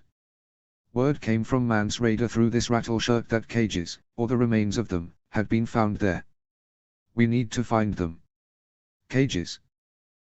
Square things, about a tall, with bars," he told her, gesturing the size with his hands. "They are used to store the hands of whites, to preserve them, so that those to the south, where the weather is a lot hotter, can see that they exist." She eyed him as if he was raving mad. Then she jerked her head at the caves. "Go and search then, Red Wine. We will not stop you. We are not the mad ones, to enter such caves." And so off he went, with a sigh and a wince. 5 of his men went with him, and he sent 3 of them off to the cave next to the one that he entered first, kindling torches from bits of wood and the tar in the jars that they had brought with them. The first cave made him sick to his stomach and deeply thoughtful. It was blackened as if some great fire had seared it from inside out. Blackened bones were strewn everywhere. People had sought refuge there. And had died there. There were no cages, or the remains of cages, but there were odd gouges in the mouth of the cave, as if some gigantic hand had clawed at it. The second cave was the same, and the third and fourth. Horus left the last one on that level with a sigh, and then looked at the next level up, which held the largest cave. "The way is shut," he muttered, quoting part of a ghost tale that father had once told Hopper and himself when they were children. "It was made by those who were dead. And the dead keep it. The way is shut." Up the path he went, and as he reached the mouth of the cave he looked back at the bay. The ships were filling fast now, and he could see the second squadron already, the slower ones that had already been at Eastwatch by the sea when his own ships had arrived there. There had to be another entrance to this place somewhere, because he could hear an eerie wind keening somewhere deep inside it. He winced, suppressed the memories of father's bloody tales, and walked in. More blackness, more odd gouges and more shattered bones. And then he looked to one side. There was an unburned section of the cave, and the sight of alcoves carved into the rock caught his eye. Striding over to it with one of his men he peered at the alcoves. Yes. Yes. He reached forwards and pulled out a battered metal cage. It seemed to be half melted, but he finally grinned and called for the bag. Into it went the cage, and then the 3 more that followed it, all in a similar shape. "They can't all be melted," he muttered as he passed the torch around the deeper part of the unburned section. And then he saw it. A whole one. 2 of them in fact, and he grinned at his men, who smiled back. Well, 2 of them did. Where was the third? "Where's Edwin?" he asked. "He went further back in the cave, Sir Horus," came the reply. "Looking to see what caused the moaning noise." "Then he's a braver man than I am," Horus thought. "Find him," he sighed. "I'll not leave anyone behind in this place." On they went, deeper into the cave. It narrowed a bit more, odd gouges there, and then widened. And then they saw the light of a torch ahead. It came closer as they approached, and then all of a sudden Edwin appeared. He appeared to be gibbering with terror. "Sir Horus. There's something in there. Something terrible."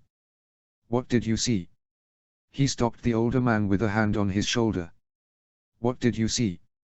A dragon." He froze. Then he cursed. Of course. What else could have burned this place in such a way, with so many killed before they could escape? And then he paused again.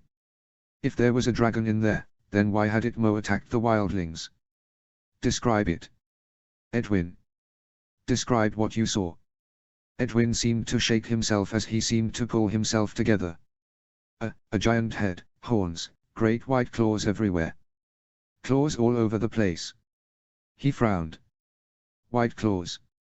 Lots of white claws. That did not sound at all right.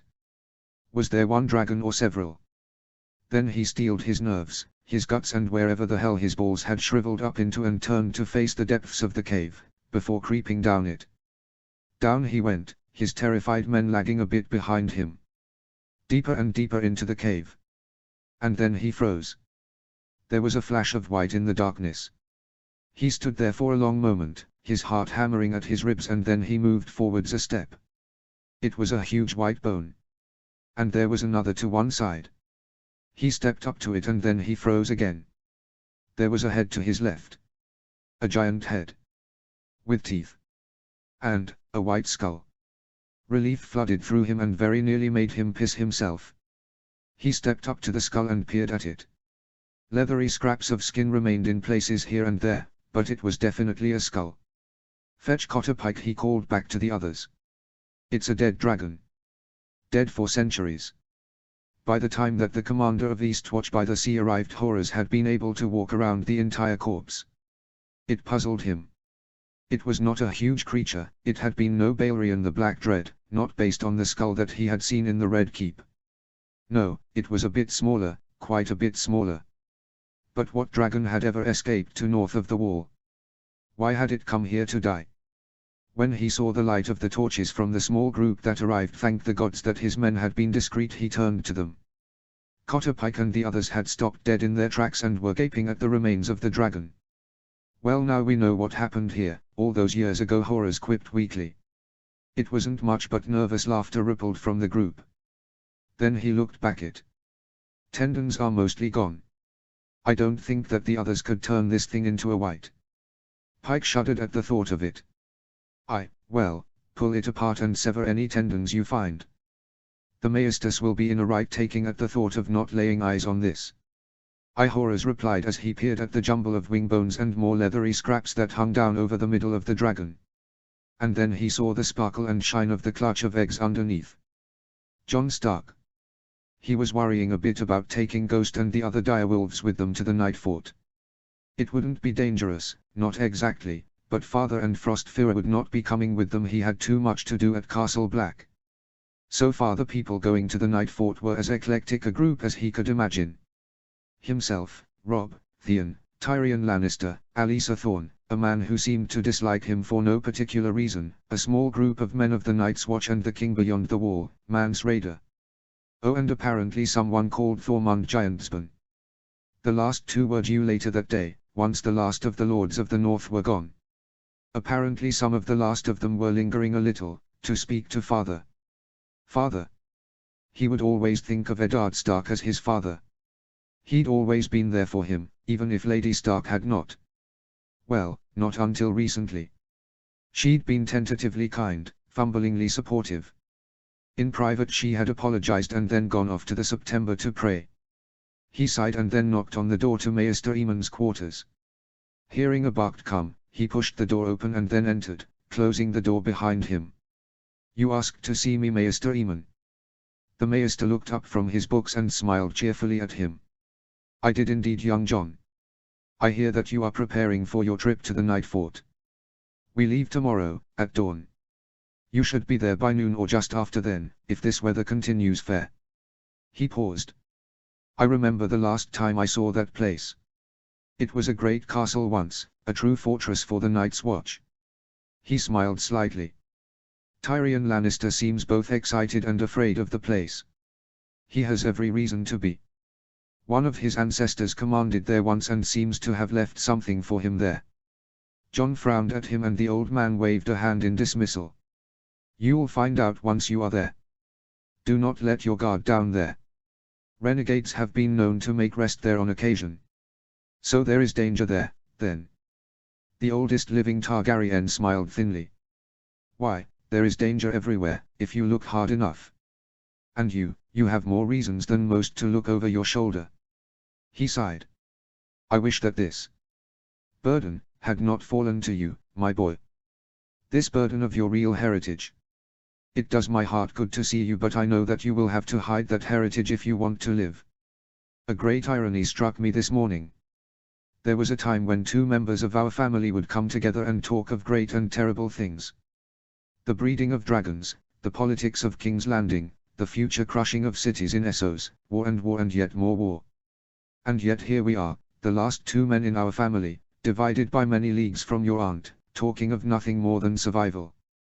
And yet it is right that we do so. You must live, my boy. Live and have no grandiose plans. You cannot afford it. His mind reeled. I don't think I'd ever even consider anything grandiose, he replied faintly. A quiet life is all I've ever wanted. Something flickered over Eamon's face, a combination of relief and sadness, leavened with shame. I wish that I had more to give you than mere words. I wish that I could give you something more meaningful than advice, a legacy of land or men or gold. I have none of those things. As it is, I have but two gifts for you. One will help protect you in the wars that are to come. The other is, well, it is something that you or your descendants might one day be able to use. So to speak. The old man stood and then walked over to a great chest, next to which was a far smaller and far dustier chest.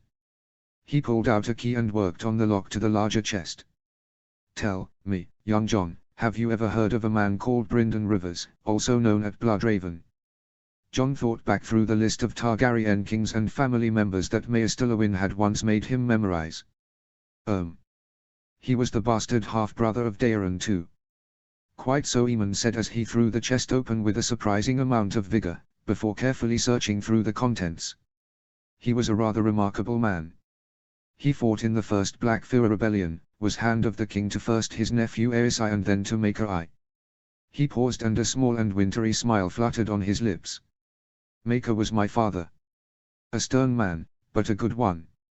Anyway, when I became Maester here at Castle Black, Bloodraven also joined, or rather was forced to join, the Night's Watch. He was a strange man. An albino for a start. He lost an eye fighting against Bittersteel in the first Blackfyre rebellion, but he was still a terror with a bow. Damn it, where did I leave it? Aha!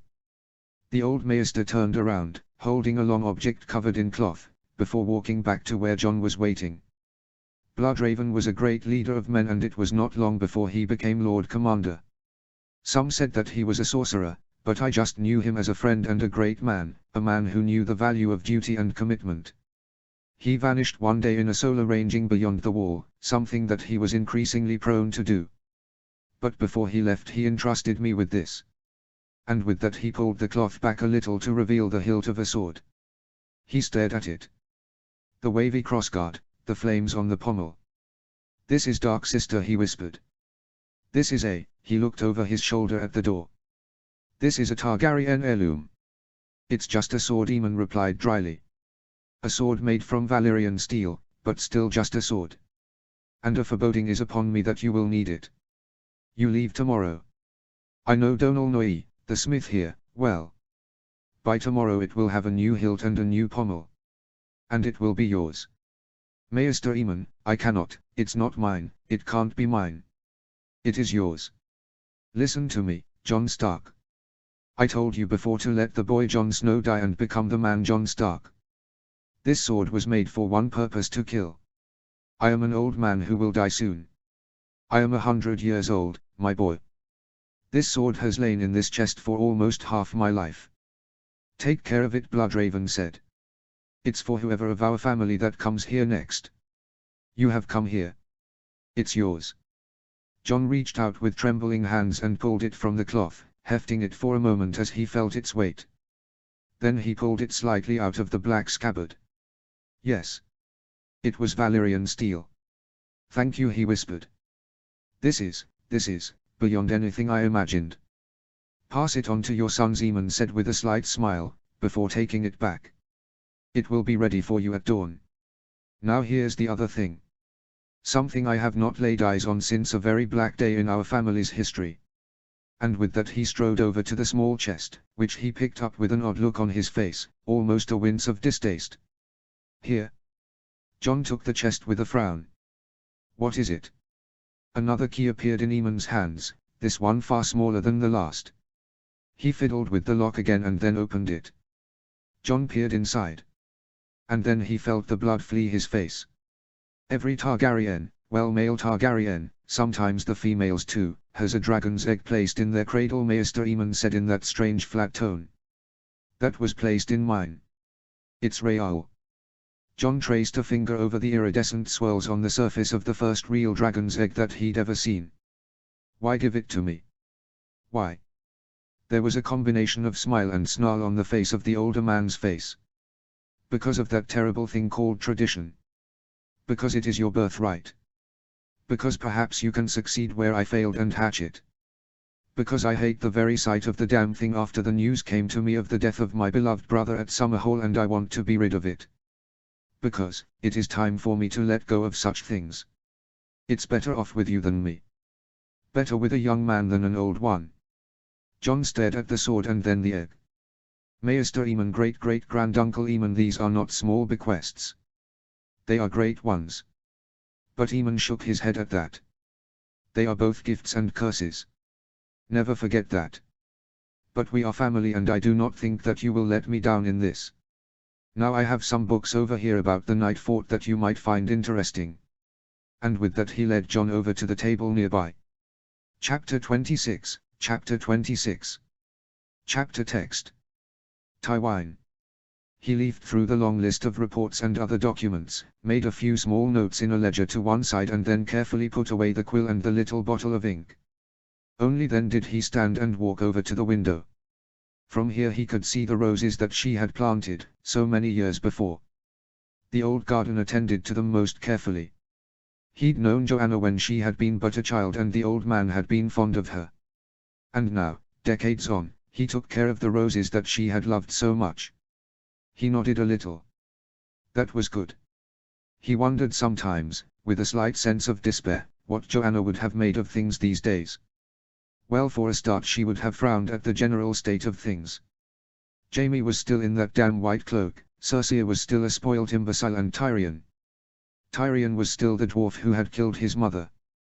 He knew that Joanna would have loved Tyrion even if he had been a dwarf. He knew that Tyrion was not at fault for the death of Joanna, he just couldn't help it. Every time he looked at the lad he saw the reason why Joanna was not here, alive and well, fussing over those roses and grinning at him impishly. It was foolish of him and petty. But by all the gods, he missed her every day. A part of him had died with her. He shook his head slightly and grimaced a tad, before returning to his books. It was a knock on the door that disturbed him from a particularly messy little squabble that was being waged on paper between two minor houses who were fighting over a small scrap of land. Yes. He looked up to see Daka standing at the doorway. He looked, somewhat baffled. What's the matter, Daka? My lord, there's a man here. He says that he needs to seek your permission to tend the stone garden. Tywine raised an eyebrow. Does this man have a name? Rickon, my lord. He claims to be from the Isle of Faces. For a moment the other eyebrow came up, before both went down into a skull. The Isle of Faces, he said flatly. Impossible. That's what I said, my lord. But he claimed that it was the truth, and that there was an ancient agreement that one day the stone garden would be tended again.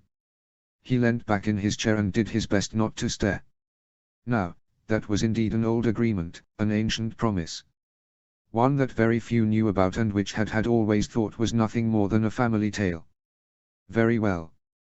Let him in. Yes, my lord.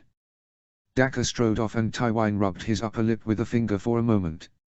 When Daka returned he was escorting a short and rather nondescript man dressed in dark green clothes and with a dark green cloak with a hood of some kind. He wore a cloak pin that looked like a silver antler, and he was carrying a small saddlebag. As soon as he laid eyes on Tywine he bowed, although not as deeply as Daka obviously thought was proper, given his skull. Lord Lannister, I presume. I am. And you would be the man who claims to be from the Isle of Faces.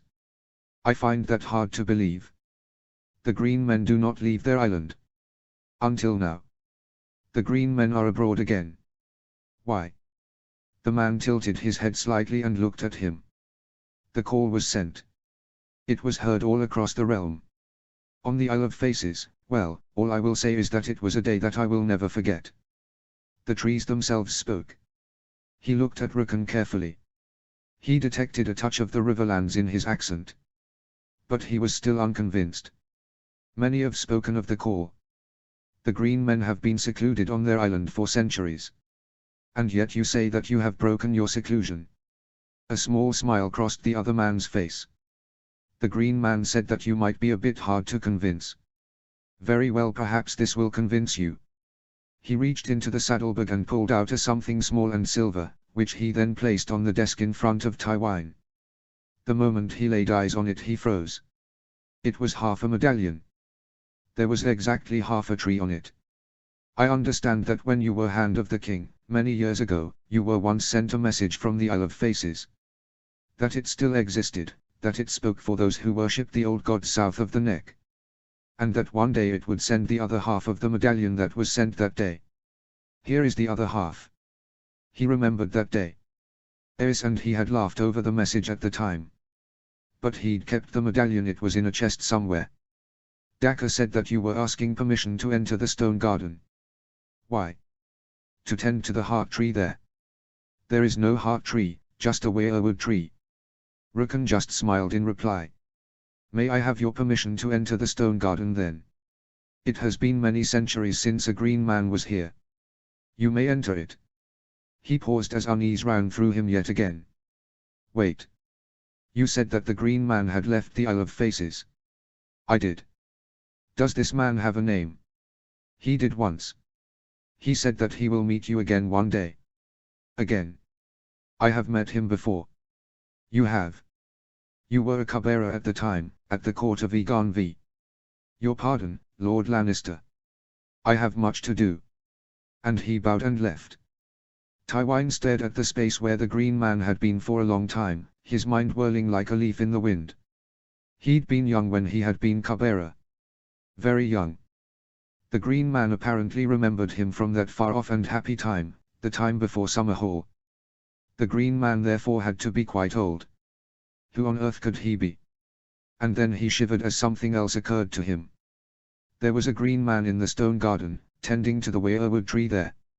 It was like something out of legend. Something was happening, something was in the air. For a long moment he felt almost afraid. He was not in control of this matter. Ned. A fist thumped at the door and he sighed a little and then faced the door. He was not looking forwards to this. Come. The door opened to reveal Lord Ryswell and Lady Dustin. They both looked, well, uncomfortable. Barbary Dustin was not a young woman anymore, but she was still a fine-looking one. She was, as always, dressed in black to show that she still mourned Willam Dustin. If there was one thing that he regretted from his time in the south, it was that he had been unable to bring back the bones of those who had fought with him at the Tower of Joy. Barbary Dustin was someone who would never be able to let go of that fact. Lord Ryswell. Lady Dustin. How may I help you? Roderick Ryswell looked at him and then glanced at his daughter. Barbary, he said meaningfully. Tell him. Barbary Dustin glared at her father a little and then stepped forward slightly. Her cheeks were a little red, a sign of some emotion. Lord Stark, there has been fog on the Barrows for some weeks now. Fog on the Long Barrow especially. And on Great Barrow. The small folk says that the dead are restless. They talk of there needing to be a Lord Dustin again. And with that she shot a look of pure anger at him. I do not know what to do. The last words came as if they had been forced from her. Ned just looked at her as if she was raving mad. Fog. Fog, Lord Ryswell said in a low voice. It stays to the Barrows of the old Barrow Kings. It will not move. And it's been there since the call went out. Ned stared at the two of them. And this is the first time that you have now told me. No word went to Winterfell. No word of this came to me. Why? Barbary Dustin had gone red in the face, whilst her father was as white as a sheet. But Ned knew why. Her hatred for him was still deep and raw, even after all these years. He had taken her husband south and never bothered to return his bones after his death. Worse, he was not Brandon. She had loved her brother fiercely. The fact that the Lord Paramount of the North was Eddard Stark and not Brandon Stark rankled. The fact that she was not married to the Lord Paramount of the North also rankled. He wanted to sigh and then pinch the bridge of his nose. He couldn't, however. Those two would view it as weakness. And according to Robb, when he had marched south there had been a very small number of men from House Dustin. Barbary had been a thorn in his side for some time, much to his grief. This was something that he had been hoping to avoid. There was still no news about who Barbary had designated as her heir, as William and she had not had the time to have any children before his death. He eyed her carefully. He knew better than to ask what her maester thought of it. She did not like maesters, or grey rats as she called them. Are there any records of this ever happening before? Her eyes darted around his face. No, Lord Stark. But there is fog on the Barrows and no one knows why. Yes, Lord Stark. I will ask Maester Eamon here to search the records of Castle Black for any references to this. And send a raven to Winterfell. Certain records are there, left by my ancestors. Word of this should have come to me before though. Especially if this is tied to the call. I didn't think that. I mean, Barbary Dustin did not sound as if she was enjoying the words she was speaking. Lady Dustin, Ned said gently. The call went out for a reason. The others are coming for all of us. Not just for Winterfell, for all of us. If anything unusual happens then you need to tell me. To send word. It's just fog, she hissed, before seeming to collect herself. But it won't move. And the small folk, whisper. About House Dustin being gone. He looked at her and then sighed. Not entirely, he muttered. You have heard of the return of the Company of the Rose? Father and daughter looked at each other and then at him. I. The word came from them both. There are Dustins amongst them. Barbary Dustin's eyes went wide and then they narrowed. Dustins. Truly. I. Or so it seems. I will be meeting all of them. I will assess the truth of who they claim to be. Let me be clear about this, you are the Lady of Barrowtown, Lady Dustin. You are in charge of Barrowtown and you are sworn to House Stark.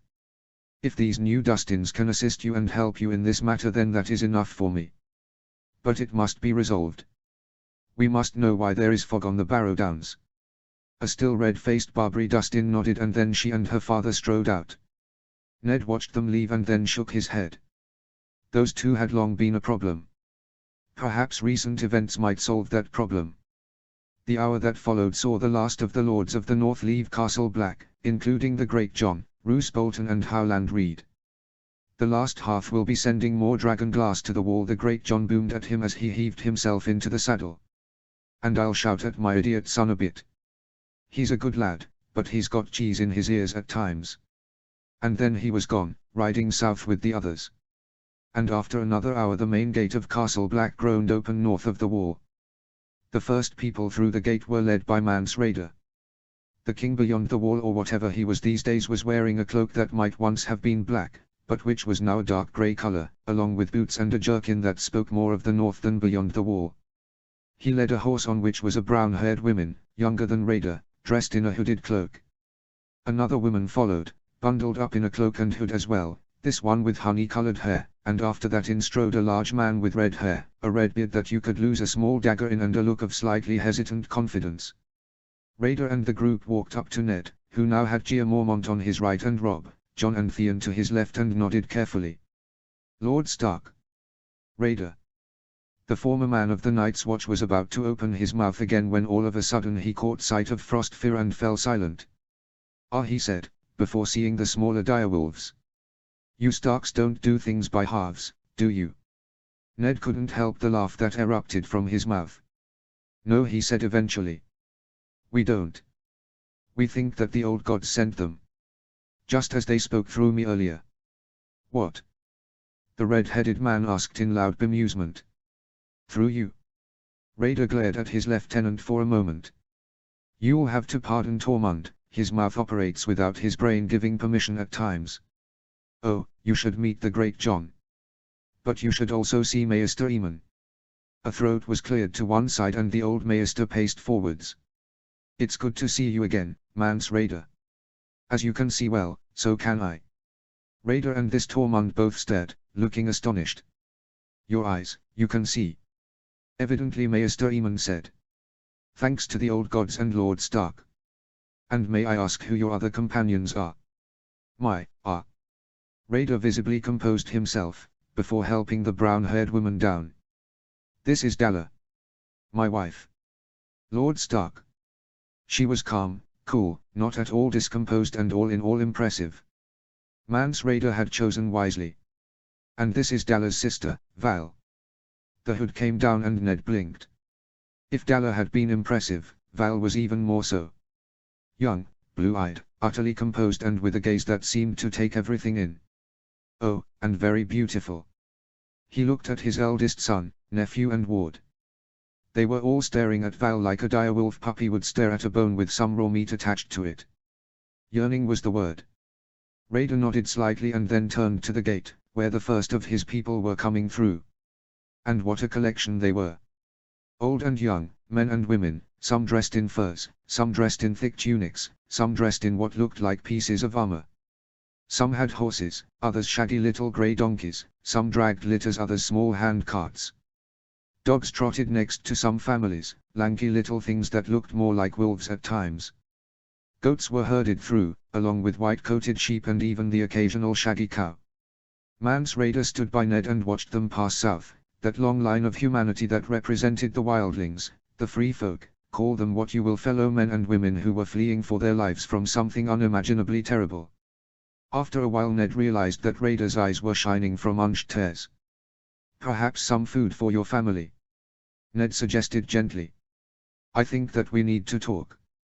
Raider smiled a strained smile. Yes, he said thickly, before clearing his throat and trying again. Yes. That might be a good idea. Your pardon, Lord Stark, Lord Commander. I promised those people that I'd get them somewhere safe. Away from the White Walkers. Somewhere where they'd not see their children turned into whites. I've kept my promise. Gia Mormont turned and looked at his former brother with an odd, almost sympathetic, look.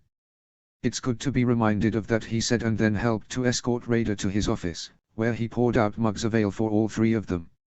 Luck, he toasted. They all chorused and then drank, before Raider turned to Ned. Well now, Lord Stark. Yes, we do need to talk. I imagine that you'll need my word again on keeping that lot under control. I'll not lie to you, I've got a lot of influence with them, but my word is hardly law. Oh, I know that. But some influence is better than none. Besides, there's a few things you should know about. There's some people already in the gift.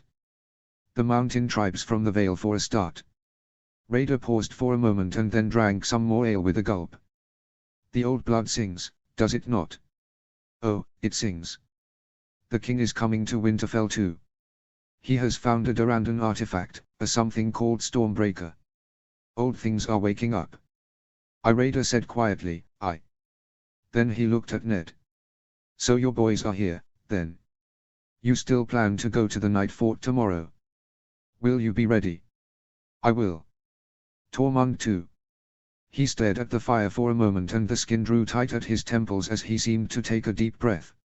Lord Stark, Lord Commander, if we survive this winter, if we live through this war of the living against the dead, then we must have a new beginning beyond the wall. I have done much thinking on this and we must try and repair the breach between men north and south of the wall. The free folk were once scouts for the Night's Watch. I would have them return to that old alliance. It will not be easy. But it must be done. He took a deep breath. I would have my child born into a world of hope and not a world of death and hate. Ned blinked and then exchanged a considering glance with Gia Mormont. Your wife is with child then? She is. He smiled slightly. So is mine. And your thoughts echo mine. I would have peace on the wall. Peace beyond the wall. Raider shifted uneasily in his chair. We need peace. I am just unsure about how to go about this. I have influence, but I am no king. If Dalla gives birth to a son, then he will not be king beyond the wall after me. I have given some thought to it, however. I would offer alliance between your family and mine. He was very pale now, like a man walking willingly on thin ice. Val is a great beauty. I would offer her as a marriage alliance to one of your sons, if I may. Ned felt his eyebrows fly up for an instant, before he got them under control. Then he leant back in his chair and thought deeply. It was an interesting offer. It would start to mend the gaping wounds between north of the wall and south of it. It would bind Raider closer to Winterfell. And it would cause his wife to gape at him and half the great houses of the north to wonder if he had concussion. Once people moved beyond that, however. I think that this is something we must carefully discuss, Raider, he said eventually. Then he smiled slightly. Perhaps it would be easier if you had a title. Lord Raider of House Raider, perhaps. The other man looked at him questioningly, before throwing back his head and laughing. When he recovered he seemed to realize that Ned was not laughing and that the Lord Commander had an eyebrow raised at Ned, which then came down as he seemed to come to the right conclusion. You're not serious? Raider barked. I am, Ned replied. You need us and we need you. Alliance. The king beyond the wall stared at him and then he put his hand out. Ned took it. Alliance. Gia Mormont nodded, before standing up. And now comes the dickering, so I shall get more ale. Arya. It was strange, having to think so hard. And she felt that in the last few weeks she'd thought more about life than she ever had before. Winterfell felt almost quiet these days, with Father and Jon and Robb and Theon away. She missed the booming laugh of the great Jon, the quiet jokes of Lord Reed, and above all she missed Jon's quiet wisdom. Because she needed wisdom right now. She was a warg. She knew that now, beyond any shadow of a doubt. So what now? She'd been so busy trying to be a warg that she hadn't really ever thought about the implications of it all. What would she do as a warg? Yes, she could bite Septa Mordaine's toes and then run away, but what if the Septa hurt Nymeria afterwards, by throwing something at her? She'd never thought of that. Why hadn't she thought of that? Too busy trying to be warg. She sat on her bed and looked at her direwolf, who looked back at her with her head tilted to one side. And then she concentrated hard. It was still difficult to do, easier than it had been at first, but still hard. After a moment she closed her eyes, opened them again and then found herself looking at her own face. The white eyes were always a bit of a shock. She wondered how Mother would react if she ever came upon her body when she was warging. It wouldn't be easy to explain. She gathered herself and then jumped off the bed. Having 4 feet was still interesting, but she'd long since mastered walking, had progressed to scampering, and she might even be up to running soon. The tail was still a bit of an odd thing to control, but she was getting used to it. Having trotted twice around the room to get her bearings and her balance, she then walked over to the door, nosed it carefully open, stepped through, pulled it closed and then looked up and down the corridor. Perfect. No one around. She darted down it, turned left at the end and then came to a halt. She had a decision to make. Keep exploring or... Something whiffled in her ear and she almost yelped with surprise. When she turned around she saw that Summer was there, right next to her. The other direwolf was staring at her, tilting his head from side to side as if baffled about something. She glared back at him and then Summer seemed to blink rapidly and then sit back on his haunches and resumed staring. She stared back at him and then he huffed quietly and trotted up the corridor. Halfway to the next corner he turned and looked at her, as if trying to tell her to follow him. Somewhat baffled she followed him. Much to her interest Summer led her straight to Bran's room. The other direwolf nosed the door open and then led her to the bed. There she could see a motionless figure lying there, face turned to one side. Bran. It was Bran. And his eyes were white. She stared at her brother, astonished. And then she looked back at Summer, who was staring at Bran as well. At which point the color returned to Bran's eyes. He blinked several times and then sat up. What a strange dream, he muttered before spotting her. Nymeria. What are you doing here? She huffed and then yipped at him. And then she reached deep inside herself and returned to her own body. Bran was a warg too. She felt a vague sense of frustration that she was not unique, along with a joy that Bran was a warg as well. Excited she got to her feet and then pelted down the corridor. Nymeria was just leaving Bran's room as she arrived and her puzzled direwolf looked happy to see her. She knocked very briefly and then darted into the room. Arya? Bran asked sleepily. What's wrong? You were warging. What? You were watching. You were in summer. What? How do you know? Because I was watching too. I was in Nymeria. I was in the corridor and then Summer came up to me and blew in my ear and then he led me up the corridor and into your room and I could see that you had white eyes, totally white eyes, which is what happens when you walk, and then you woke up and you asked me what I was doing here. But you thought I was just Nymeria. You're a walk too, Bran. Her brother stared at her as if she had gone raving mad. What? She scowled at him and then walked over to the door and closed it. The two direwolves were next to the fire and were curling up and getting ready to go to sleep. We need to talk, she told Bran seriously. There's a lot you need to know. Tyrion. He didn't sleep that well that night. Although the room he had been assigned was warm and indeed snug after so many hundreds of years by the wall, the Night's Watch had obviously learned how to build buildings that were damn warm. He kept coming awake, convinced that he could hear the wind howling in his ear. By the time that morning came he'd finally been able to fall asleep, albeit a sleep that was punctuated by some damn odd dreams. He was running through a dark tunnel a tunnel that echoed oddly, with something in his hand, and he needed to run faster, run harder, he was needed and there was something ahead that he needed to fight. In another dream he was looking up at a huge heart tree as the branches reached down and beat back something just outside his line of sight. So when he emerged from his room and walked down the corridor with his bag he was bleary-eyed and rubbing a hand over his chin. Should he shave or not? Perhaps not. A beard might be a good idea up here. Something to keep the wind away. Not too large a beard though. Some of the men up here had ones that you could lose a spoon or three in. As he reached the courtyard he saw that his horse had been saddled by young Pod. The lad had been a good find. Dutiful, if a bit naive. He was taking him with him to the night fort. The others were starting to assemble as he arrived. Robb Stark and his brother were busy yawning, but not as much as their direwolves. So was the Greyjoy boy.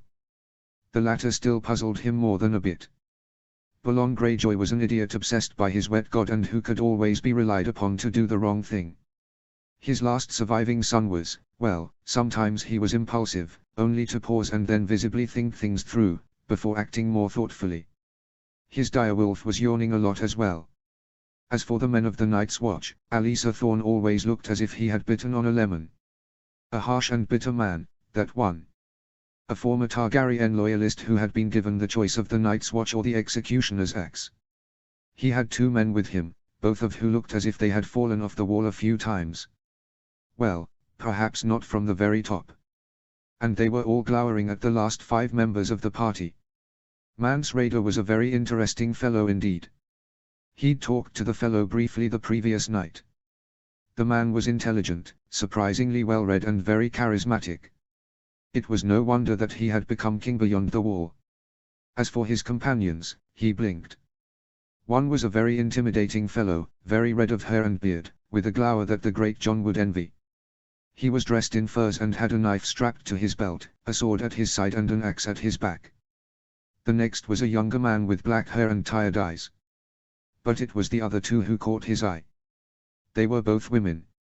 One was slim, had bright red hair, a round face, small hands, a pug nose, crooked white teeth, and blue-grey eyes.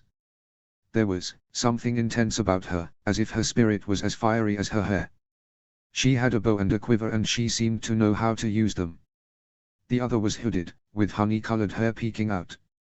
She had a sword, a dagger and a look of not suffering fools gladly. Mance Rayder caught his appraising glance and smiled slightly. Grit and Val. One can loose an arrow into your eye from a surprisingly large distance. The other can carve your balls off so fast that you'll not notice until they are rolling on the ground in front of you. Don't think that they are weak just because they are women. Others have made that mistake. They didn't like the results. There was a cough behind them and he turned to see Lord Stark watching them. He seemed to be sending a look of carefully hidden amusement at Rayder. Well now, Lord Tyrion, he said almost formally. Ready to visit the Night Fort? He thought about it for a long moment. No, he said with a smile. But I have to go, don't I? After all, my Greenseer ancestor said I had to go. The wildlings stirred a little at this, with the red-headed girl mouthing Greenseer, almost under her breath. Lord Stark said. You do have to go. Good fortune go with you. I have to talk to the Lord Commander here a lot more. There's things that must be arranged. And then he strode over to his sons and his ward, talking to them in a low voice and placing a hand on each other's shoulders in turn. They all smiled and nodded at his words, and Tyrion once again felt that pang of envy that his own father would never do such a thing. Lord Stark talked to Jon Stark last of all. Tyrion heard just 3 words of it. Aemon told me, followed by a glance at his sword. Which was interesting, because Jon Stark bore a sword with a new pommel, in the shape of a wolf. It seemed to be of a slightly different length as well was it new. But after that it was all business. Horses were mounted, in the case of some of the wildlings slightly awkwardly. Pod appeared out of nowhere with his own horse and a set of clothes that showed that he knew what the weather could be like up here. And then they rode out, heading west. The road had been repaired recently and looked as if it had seen quite a bit of traffic. Trees had been felled from the vicinity of the road, and here and there he could see the odd place where rock outcrops had been mined for stone. They met parties as well, groups of volunteers in places, leavened with a few members of the Night's Watch. They had wagons of supplies, wood, stone, hay, all the things needed to repair walls and other buildings, to make them warm and snug. Some hard riding saw them at Queen's Gate within a few hours. The castle there seemed to be one giant building site, with the roof of the main hall there being retiled carefully. The gate through the wall was open there as well, and Tyrion watched in awe as a party of giants led their mammoths through it, all with great bundles of furs and other possessions on their backs. One trio passed right in front of their party, and he gaped up at the huge creatures as they strode south, hair blowing in the wind as they laughed and shouted at each other. "They are speaking something," Alisa Thorne asked as he stared at the passing giants. "The language of the first men, Sir Alisa," Tyrion replied in awed tones. "They are saying how good the foraging will be here for their mammoths, about how lush the grass will be to the south." "You speak the language of the first men?" "I do. One of many I speak." Thorne grunted in response, before looking at the wildlings that followed the giants. There was a conflicted look to his eyes, that eventually faded into a weary look of acceptance. "You didn't approve of this originally, did you?" Tyrion asked quietly as they trotted onwards. "No," Thorne replied. "But it has to be done.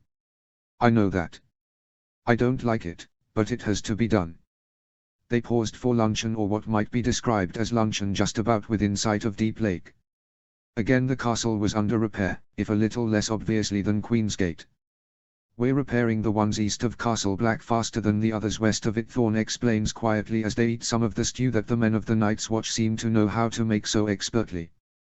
"The Shadow Tower's been sending its men east, and Eastwatch by the Sea's been sending its men west. Eventually we'll all meet up." Tyrion looked at Deep Lake and at the lake nearby. "A beautiful place," I said. "Raider. I used to tickle trout in the river there once. A long time ago." Thorne looked at his former brother, and Tyrion could see the anger that the man was hiding so poorly. "A very long time ago," Thorne spat bitterly and then walked away. Raider sighed and shook his head. "That one bears grudges. He always has. And he always will." "How far from here to the Night Fort?" Tyrion asked the question in a bid to change the subject. 7 miles. We can be there in a few hours. Unless you're in a rush." He shuddered slightly. "No. Are you?" A shrug. "I should be. A child of the forest told me to go there." It was fortunate that Tyrion had not been drinking anything when he heard those words, as otherwise he would spat it all out. As it was, he paused and then stared at Raider. "I'm sorry, what was that? Did the old bear not tell you? A dying child of the forest was brought to us by a group of giants. Said that he or she, buggered if I know which it was, had seen me and Tormund in a vision at the Night Fort. Said we had to go there with a man with a golden mind and a boy who died and fell through time. All very mysterious." He peered at him. "You're a Lannister. I should have thought that the golden part fitted you well." Tyrion tilted his head slightly in thought. "I would hope so. I'm not a boy and I haven't died, let alone fallen through time." "How very interesting. Not to mention painful. I wonder what it all means." "I don't know," said Raider as he finished off what remained of his stew. And that bloody well worries me. Then he looked at him again. What was that about a Greenseer ancestor? A former Lord Commander of the Night's Watch. Tyrk Lannister. He left me a letter. Do you know what it feels like to have the hairs on the back of your neck lift up so much that you think that they are going to tear off? I've talked to a child of the forest, so you're asking that question to the wrong man. Rhaegar grinned and then he wandered off. Asha. It was the waiting she hated. There was nothing she could do really, now that all the orders had been given and the men assigned to their places. At least her crew had stayed loyal to her. You've led us this far, her Bojan had said, speaking for the rest of them. Lead us on. So now she was pacing about in a small depression on a hill overlooking the harbor. Stop it, said a voice to one side. You need to calm down. She stopped pacing and looked at her uncle. How can you be so calm? He opened an eye and squinted at her from his position on the boulder to one side. He'd been sitting there for more than 10 minutes now, despite the fact that he was wearing plate armor. She'd thought at first that he'd been asleep. I'm not calm, Uncle Roderick told her quietly. But I need to look calm. You know how important that is. But you're used to looking calm at sea, preparing for a crisis there. This is land. Our land. My island. These men, I and these women, need me to give orders. Calmly, quietly, like the reader always does. I want to pace. I can't. Hear that noise? It's young Reynard. A good lad, but he always throws up before a battle. If I show that I'm nervous, then I'll make he and others nervous. So I rest my eyes. Asha looked at him for a long moment and then chuckled softly and sat on a nearby rock and thought about the plan carefully. We're taking a risk, she said eventually in a soft voice. What if we're wrong? Your father has sent Victorian. You know what your uncle is like. He's a fighter, not a thinker. He can see a certain distance but no further. And he's going to be looking to get what he views as his ships back, before trying to kill everyone on this island. So he'll come here. Not the harbor, the cove. The harbor's too well defended, too many towers, there's the great chain boom. Too much risk of damaging both sets of his ships. He'll come here.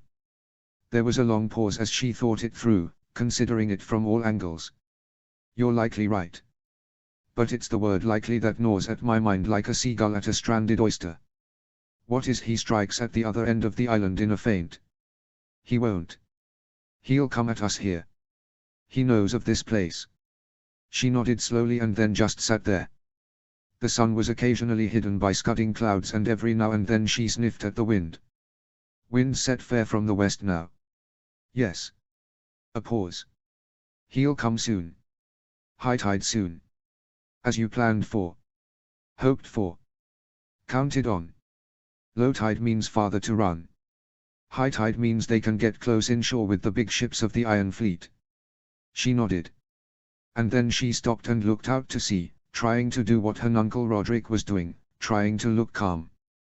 But then she heard the sound of a galloping horse and after a moment a man came into sight on a blowing little horse. My lord. Word from the lookout. The enemy has been sighted. Lord Harlaw nodded curtly and then stood up, before reaching out and picking up his helm. It seemed different and she squinted at it. Ah. It had an eagle on the faceplate.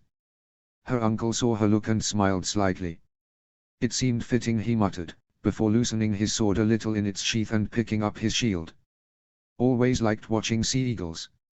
She smiled, hefted her own shield, picked up her plainer helmet and then joined him in walking down the track that led to the cove. As they went they both exchanged words with the men waiting at the sides of the track, all dressed in armor and carrying spears and shields. The blacksmiths and armorers had been working at all hours the past days. But the real weapons were the other ones and she winced a little at the thought. By the time that they arrived at the cove they could see the line of longboats on the horizon. They had their sails furled, the wind was set wrong to use them and the oars were being used, long sweeps driving the boats into the bay. What's the count? Asha called up to one of the men who were climbing up the cliffs to one side with bows slung at their backs. The man squinted at the horizon. About 40 of them, Captain. Aye, and it's the Iron Fleet. Seen them before? She sighed. Well, She'd known that it was coming. That said, the knowledge didn't make it any better. Her uncle paced from side to side, issuing orders, settling any disputes between men who disagreed with each other and generally setting an example. And then he led her to one side, to a small rise that overlooked the cove. They are coming straight for us. Not the harbor then. As I said, Victorian can see a certain distance but no further. And he'll have his best men with him. He sighed. Of all your father's brothers I always liked him the best. Not a clever man, but not a cruel one, by his standards at least. A direct man. Not an idiot like Ballon, or insane like Damfair, or whatever twisted thing you're on is. Asha found herself nodding. That covered her father and his brothers quite well. She looked up at the headland above them. Fires are lit. Good. Everyone has their orders. The timing is important. We have to make sure that they are committed. He paused. Normally I'd pray to the drowned god for success. Hey. Who should I pray to today? She paused and then she shook her head. What to say? Pray to the seven. Surely not. Pray to some trees. Too strange. Pray to live, nuncle. Pray to live. And all they could then do was wait. Wait as the incoming ships came closer and closer, wait as the drumming on the ships to keep the rowers in unison on the ships grew into a boom boom boom that echoed off the cliffs. I see Victorian, Uncle Roderick muttered quietly. Crooked helm and all. He placed his own helm on his head, but kept the faceplate raised as he dealt with the buckle. In the ships came, spreading out a little. Boom boom boom went the drums, louder and louder, and then her uncle drew his sword. Spears and shields. Spears and shields. There was a rumble and a clatter as the men ran down the track and then formed a shield wall, spears upright. Just enough men. Just enough to look like a panicked detachment from the harbor. The reserves were hidden further up. The drums kept booming, kept coming. And then Asher hissed as first one and then two and then three ships seemed to shudder and all but stop, the oars flailing in chaos. The masts waved with the shock and in one case a man fell out of the crow's nest. 4 ships, no, 5, 6 and 7. Screams could be heard and the first of the longships to stop had a list already. She parted her lips in a snarl. Days before, at low tide, they'd hammered wooden A-frames into the sand and mud, supporting long pointed spars with iron tips specially wrought for them, all pointing out to sea. And ship after ship were impaled on them. Not every ship though. For every one that stopped and shuddered 2 more slipped through, with men at the prows and screaming directions for the helmsman. 1 in the 3, just 1 in 3, she lamented. I wanted half of them. We take what we can get, he uncle chided her. Get that helm on. Victorian's coming. She looked and swore slightly. Yes, her other uncle was pacing about on the prow of his ship, waving his arms and shouting. Now. Not yet. A little longer. The first ships of the Iron Fleet reached the shingle as their oars drove them on shore, and then the first men started leaping off the ships and into the surf, running up the beach as they drew their swords and hefted shields. Some hefted their short spears. The usual iron-borne spears. Ready. Uncle Roderick bellowed. The long spears came down. Longer than usual. Reserves up. More men thundered into the shield wall, more spears came down. There was a long, singing moment of tension, and then, as the first of her father's men started to approach them, Lord Harlaw raised his sword. Now. There was a pause as the men on the cliffs passed on the word, and then the bows started to sing, before the other noise happened. The thump of the catapults. There were 5 of them, all that they'd been able to build in the time. 5 catapults and 7 scorpions. Stones were hurled through the air, stone and great red-hot iron-tipped bolts, all at the other ships as they approached the shore. Most missed. Some hit. More screams. More ships slewing about or starting to list. Spears met spears and came back red.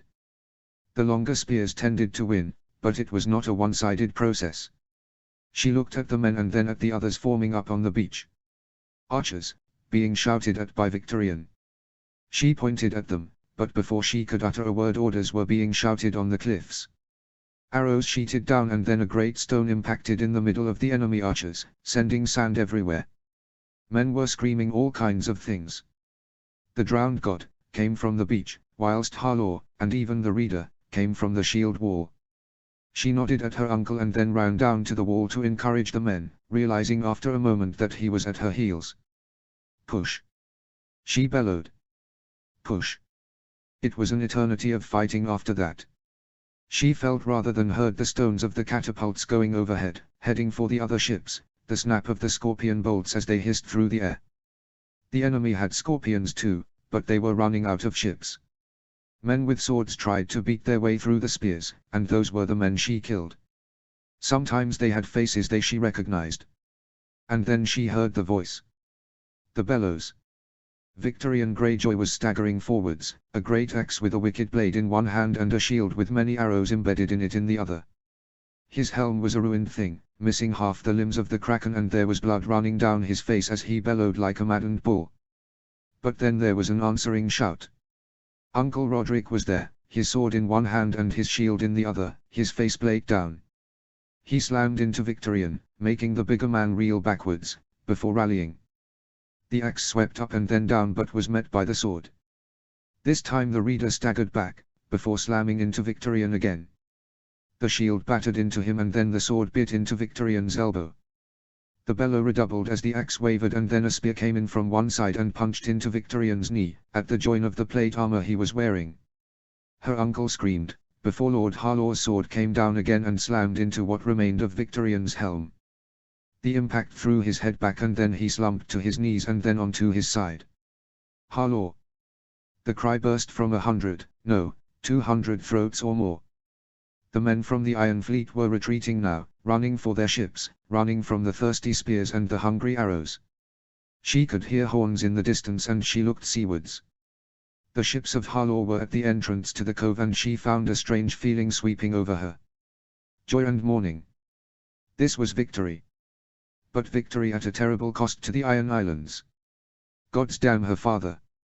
Chapter 27. Chapter text. Robb. When they first caught sight of the night fort, a large part of the party paused a little to stare at it. It was a ruin indeed, with broken walls and roofs jabbing up into the sky. Here and there they could see new timbers and roof tiles though. The damage of centuries was being patched up, slowly it seemed, but it was being repaired. But as they drew closer to it, the more he felt that something was wrong. "Sir Alisa," he called out to the sour-faced man, "is there supposed to be a party of your men at the night fort? I can't see anyone there." The master-at-arms at Castle Black shot him a look that seemed to combine surprise and very grudging respect. "I was thinking the same thing. There's supposed to be a party of builders and volunteers there, 20 strong. Why so few?" A glower and then a shrug. "Night Fort's the oldest of the castles. Biggest of them too. The resources needed to get it habitable would be enough to restore 2 or even 3 of the others. We've got more volunteers coming in, but for the time being we've just got enough men there to repair the worst of it and just make a small part of it ready for when we send more men and resources to the bloody place." He peered at the approaching gates. No smoke coming from it. No sign of a man on the gate. Nothing. "I don't like it." He nodded and then turned to Theon. "There might be trouble up ahead. Keep that bow of yours at hand and watch the upper parts of the building. I've got a bad feeling about this." Theon nodded at him and then slowly unslung his bow. "Let the direwolves loose as we approach the gates." It was a good idea and he nodded, before looking over at Jon. His brother seemed to sense something wrong as well, judging by the frown on his face, and they exchanged a nod. Brother. Jon was his brother, no matter what anyone said should the secret ever come out. The wildlings seemed to sense something as well as they approached the gates. The Gridsbow came out as well, casually, whilst Tormund Giantsbane seemed to be sniffing a lot, as if he was trying suck sustenance out of the very air through his beard. The courtyard was deserted, but was at least clear of obstacles. He could see that trees had once been growing through the flagstones but that they had all been leveled and then cleared completely and the wood stacked up to be reused eventually.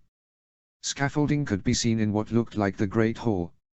Most of the party dismounted, with the exception of Tyrion Lannister and Val, both of whom were looking about with frowns. All 3 direwolves were on the ground and were looking about with ears pricked and whiskers whiffling as they sniffed the wind. It was Grey Wind who stiffened first and then sniffed at something on the ground, before looking up at him. He took a long step over and looked down. There was a smear of blood on the ground. Looking up he peered at Theon, who was apparently fiddling with something on his saddle, using the horse to conceal the fact that he was actually fitting an arrow to his bow. Being watched, Theon mouthed to him. 2 archers on the roof. He nodded slightly, before looking at Sir Alisa and the others. They were tense as well, and as he looked at them he could see that the bloody man was on the point of shouting a challenge to whoever was out there. It was then that the man of the Night's Watch saw how alert Robb was, as well as Theon's eyes sliding sideways to the roof. He opened his mouth for a moment and then he tensed and nodded reluctantly, as if he was ceding command of this situation to Robb. He clenched his fist as he held it against his chest and then he splayed 3 fingers at Theon, who nodded. Then 2 fingers. Then 1. As he withdrew his last finger, Theon sprang back and the bow sang, before he pulled out another arrow, knocked it and then loosed again. 2 arms. Robb shouted as he pulled ice free of his sheath on his horse. The Grid's bow was singing as well, and there were no fewer than 5 bodies slumping down, falling down off the roofs and onto the flagstones. They were dressed in furs. Wildlings. They were wildlings. Seeing movement to one side he turned. A mass of men in furs were emerging from deeper in the night fort, led by hulking man who hefted an axe with a long handle. He seemed to have lost a lot of fights, given the scars on his face and the way that he was limping. He was also glaring at Mance Rayder with open hatred. "Friend of yours?" Robb asked dryly as he hefted ice. "Just a fool who hated the fact that most of his tribe followed me and not him," Rayder said with a rather unsettling grin on his face as he pulled out his own sword. "Ho! Torget. Come to lose again. I'm going to gut you like a fish," Rayder the hulking man growled. "Taken up with crows, have you? You always were soft. My people are passing through the wall and are safe," Rayder grinned. "Where's the rest of your lot?" "Abandoned north of the wall." "How many have you lost?" There was no reply, just a bellow and a rush as they came at them. Theon and Ygritte's bows were singing again, but Robb barked a command to a snarling Grey Wind to stay back, before he faced the man coming at him. He was dressed in all kinds of furs, he had a rusty-looking sword in his right hand and Robb swung ice as father had taught him, in a forward slash that shattered his enemy's sword and then bit deeply into his side. The man let out a choked scream and then Robb kicked the blade free and hacked his head off. This seemed to alarm the next man, who made the mistake of checking his rush a little. Ice caught him in the chest and crunched into something, because the man fell where he stood with a spray of blood upwards. He wrenched the blade free again and set his jaw at the next man, who had a small shield and an axe. The shield shattered when ice hit it, along with the man's arm. He screamed and dropped his axe as he clutched at the wound, which was why he never saw the Valyrian steel blade as it met his throat. Memories were hammering at his mind, memories of the battles he'd fought against the Lannisters. Oxcross came to mind. The north, he found himself bellowing, the north and Winterfell. Another man came at him and he swung twice, once to lock the poor bastard's hand off and again to reduce his face to a blooded ruin. Men were avoiding him, which was a good thing. He could pick his own fights now. Not that there were many of them left. Although one of Sir Alisa's men was down with a head wound that looked fatal, the sour-looking man was fighting like a man possessed by cold fury, with 3 bodies at his feet and 2 in front of his Night's Watch brother. A very pale John had killed 2 men and Theon's bow had claimed at least 3 more. As for Mance Rayder, he was still fighting this Torget. The king beyond the wall was unhurt, which was more than could be said for the hulking axeman. He was blooded and looked as if he was tiring. Which was where he made his fatal mistake. He tried a great overhead blow, but he was too slow. Rayder was faster. His sword slashed out and all of a sudden it was Torget who was gutted like a fish. He screamed as his entrails spattered on the ground, and as he screamed everyone paused to stare at him. The screaming ended when Rayder rammed his sword through his throat. Robb looked about. The fight was leaking out of the remaining wildlings, but as he turned he heard a sudden shout from the gates. There was a party of 10 men there, all wilderling, who were throwing the carcass of the deer that they had been carrying to one side and drawing their swords. And they were in charging distance of Val and Tyrion Lannister. He turned and grabbed for his dagger, before throwing straight at the face of the leading wilderling, as the 3 direwolves snarled and darted at the new enemies. The man never saw it coming, the blade slashed into his eye and he screamed and went down. But there were others. Val threw her own dagger, whilst Tyrion Lannister drew his sword, and then there was another shout from the gate and 3 cloaked and hooded figures were there. Swords shone in the hands of the leading 2, whilst the third had daggers that flashed through the air and into the backs of 2 of the rearmed wildlings, who screamed and then collapsed. The 2 swordsmen were obviously friends, or had trained together, because they slammed into the wildlings like a well-trained pair of fighters. And whatever was in the hands of the taller of them, it sheared through the battered weapons that the wildlings held rather like ice had.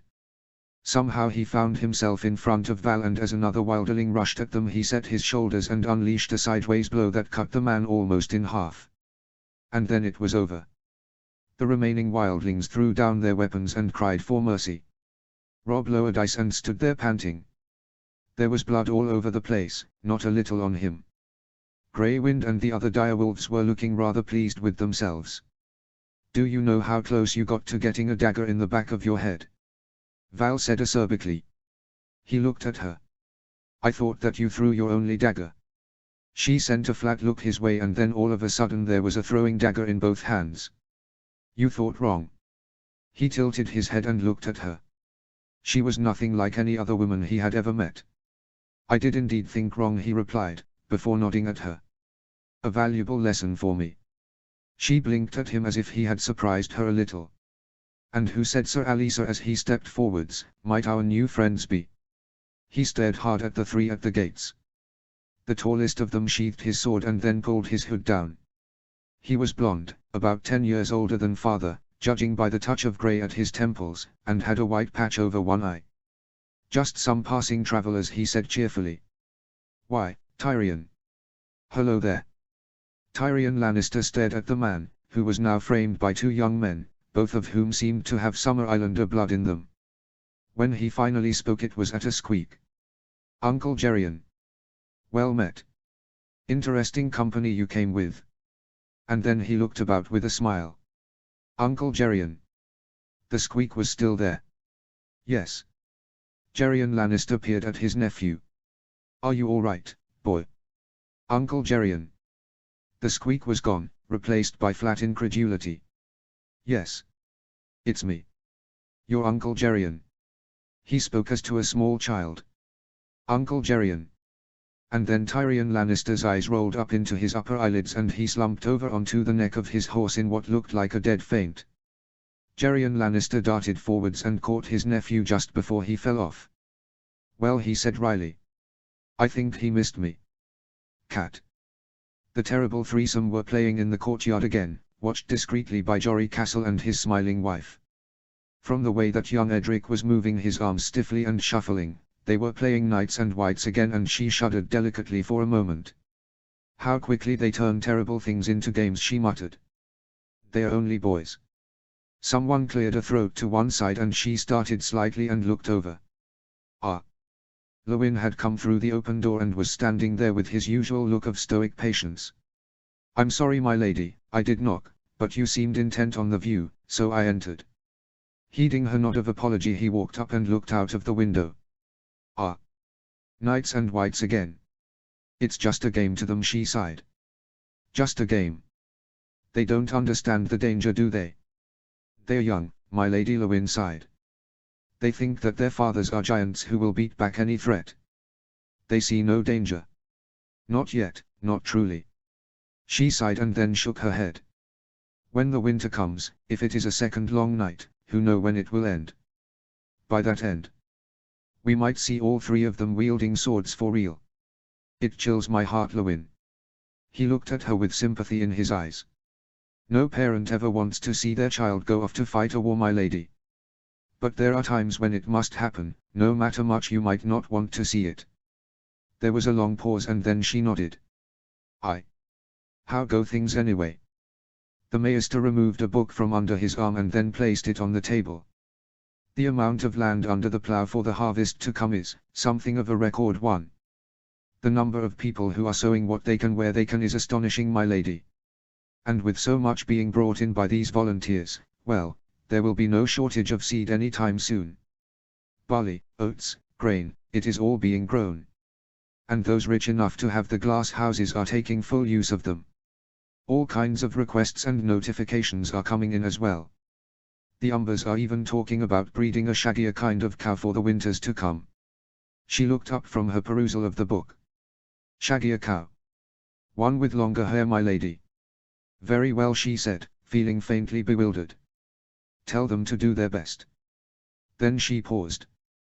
What news of the Company of the Rose? They are about 10 days' travel away. She sighed. Odd to think of so many cousins to the nobles of the north being so far away, and for so long. The Maester of Winterfell pulled a slight face. I must confess, my lady, that I had wondered the same thing. There are certain oddities of timing to their existence that I find of interest. Cat looked up again sharply. Such as?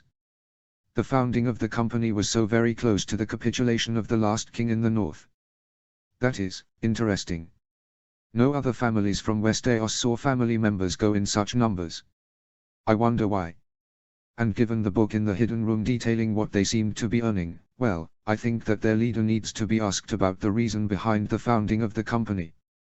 There seems to have been closer links between it and Winterfell than many might have thought. That was indeed interesting, and she paused to think about it. I think that might be something to ask them about. I just wish that Lord Stark was home by the time that they arrive. Lewin nodded somberly, and then there was the sound of a knock at the door. They both looked over to see a rather sullen-looking Arya standing there. You asked to see me, mother. I did. Come in and close the door behind you. Arya obeyed orders, shooting the occasional glower at her and Maester Lewin, although she seemed to be glad that it was just those two adults she was facing. Kat sat down in her chair and then, when Arya also sat in front of her, did her best to give her second daughter a hard stare. Arya seemed to be a bit restless at first, and then she stopped, straightened, and much to Kat's surprise stared back. Arya, she said eventually, Septa Mordane has been to see me. She is very disappointed in you. You seem to be refusing to learn any of her lessons and she's upset. Arya seemed to droop slightly before bristling a little. I'm very sorry for upsetting her, she said stiffly after a long moment. But I'm not learning anything useful from her. She frowned slightly. What do you mean useful? This time Arya rolled her eyes. Useful, mother. All she teaches me is embroidery, and morals, and what the seven think. Kat counted to 10 in her head and then looked severely at her daughter. Arya, that's what she's here to teach you. Arya sent back a flat glare. What, how to be a lady? Yes, Arya, you. But I don't want to be a lady. That's not what I want at all. And given what's coming, why should I need to be a lady?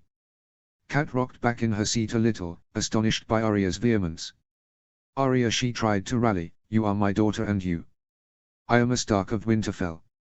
I do not need to be a lady, I need to be a Stark. Winter is coming. That's our motto, isn't it? Well, I need to be a proper Stark. I don't need to know about embroidery, or the seven-pointed star. I need to know about how to use a sword and a spear and to ride a horse. And I need to know about the old gods, not the new. I've seen the old gods speak through the mouth of my father and my brother, so I've heard them. It was an extraordinary outburst, at first spoken and then rising to a shout at the end, and afterwards her daughter sat there and looked faintly terrified but also very resolute. Arya, she replied eventually through a very dry mouth, you do need to be a lady. You have certain obligations as a daughter of Lord Stark and... Mother, a long winter is coming, it might be that another long night is coming. The others are coming. I know it. You know it. Everyone knows it. If the wall falls, and the others besiege Winterfell with an army of whites, what am I supposed to do? Embroider something and throw it at the nearest white. I need to know how to fight. I am a Stark. I am a warg. And after saying that last impassioned word she went as white as a sheet.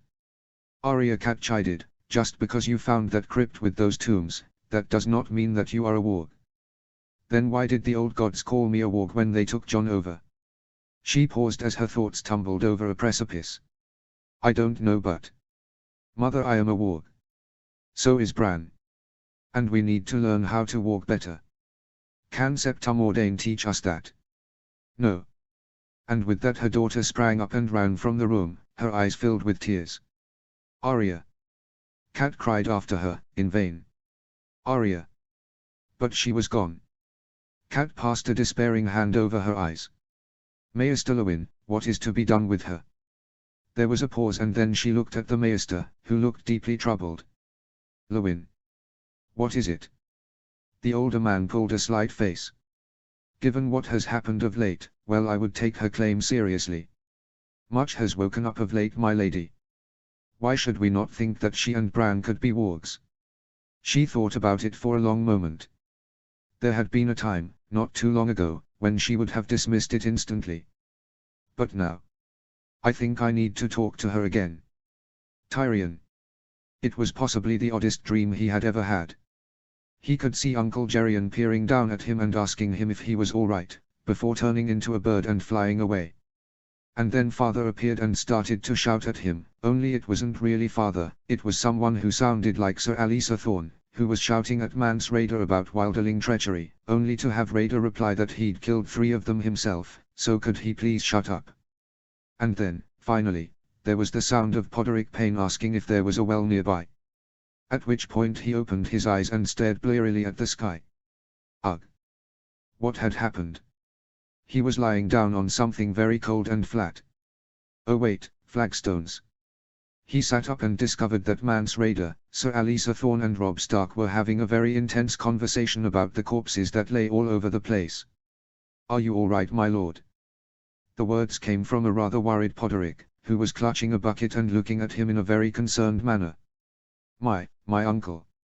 I had the oddest dream. I saw my dead Uncle Geryon, Tyrion all but stammered in reply. And he was here. Wait, how did I get to the ground? Did I fall off my horse? If I said that it wasn't a dream, will you faint again? The question came from behind him and the voice was that of Uncle Geryon.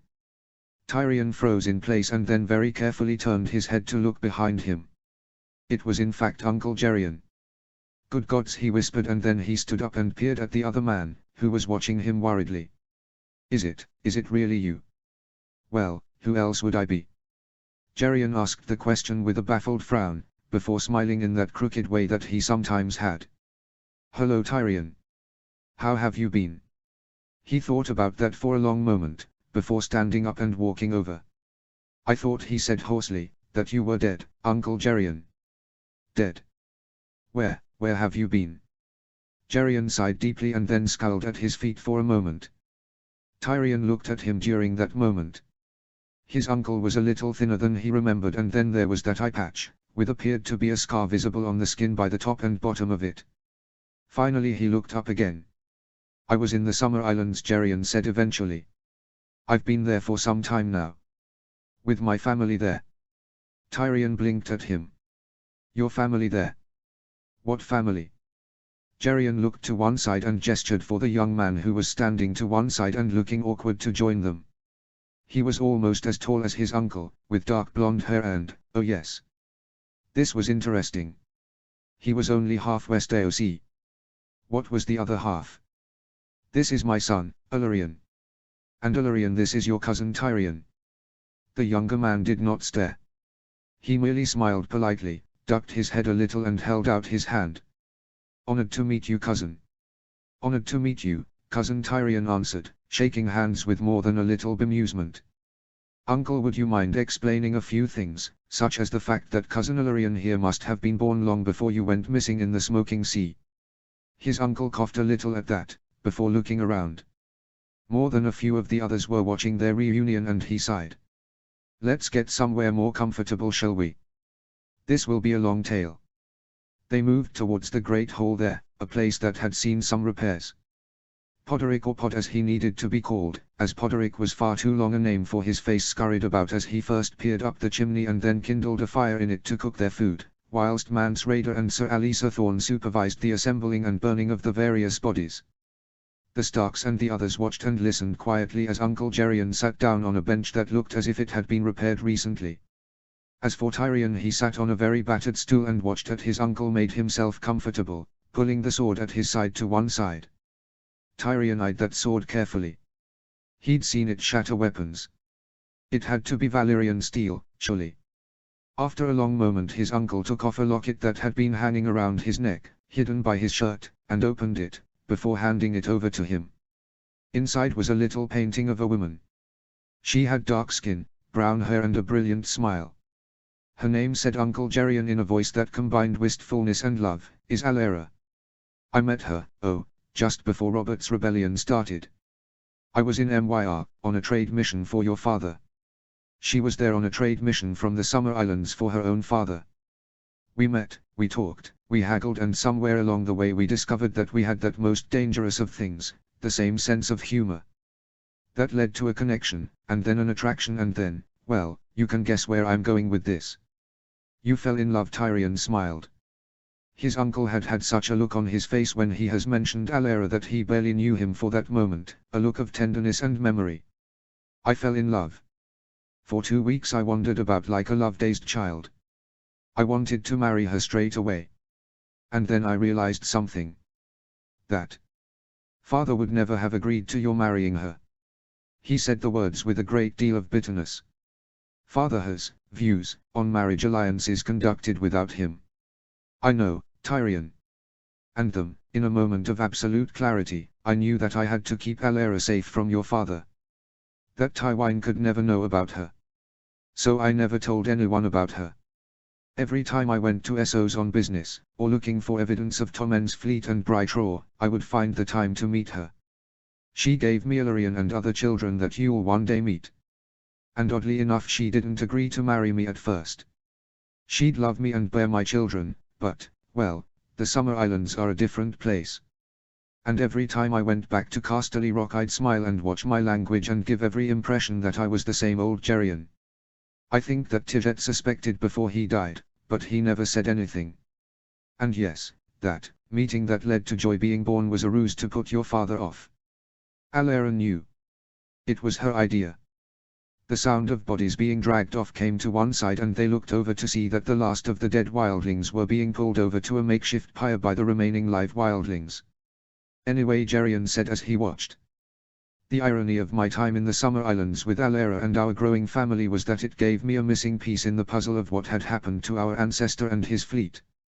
I found by chance a reference in a log from about the right time written by a captain of a swan ship that said that he had seen a storm-battered fleet with red sails being driven by high winds to the southeast of the islands.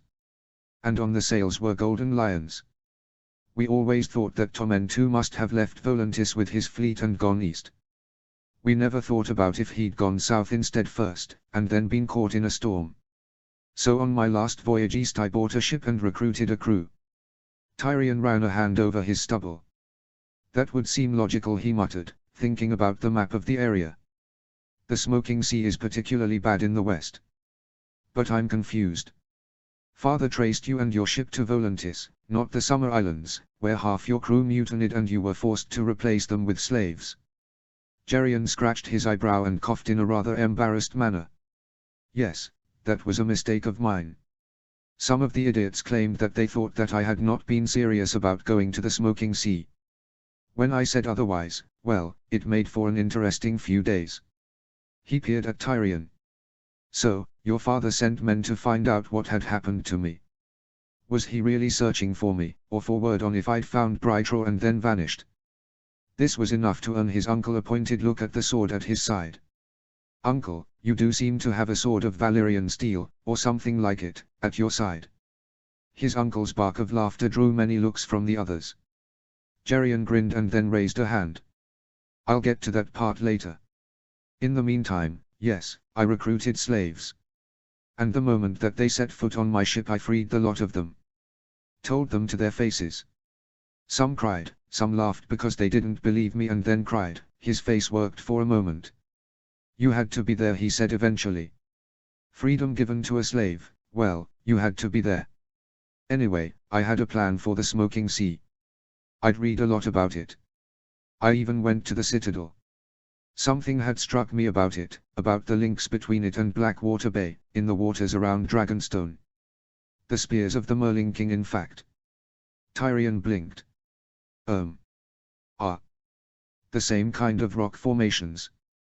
Dragonstone has a fire mountain, what the Maesters call a volcano, that hasn't erupted in centuries but Tyrian. Some of the areas around that island are avoided by sailors that know the seas there. There are tales of the seas boiling near there in the past. If the sailors know which areas to avoid, I realized that I could learn to do the same in the Smoking Sea. I had a plan. I needed to map out where it was safe to sail through and where was too dangerous. He thought about that for a moment. Uncle, that's positively brilliant. How? We set sail from the Summer Islands and found an island on the edge of the Smoking Sea that had a good-sized hill. And then I sat up there, with the best Mirish glass I could get and a map and those of my crew with the best eyesight, and I spent 3 days mapping every disturbance, every place where the sea boiled, or spat rocks, or even breathed fire.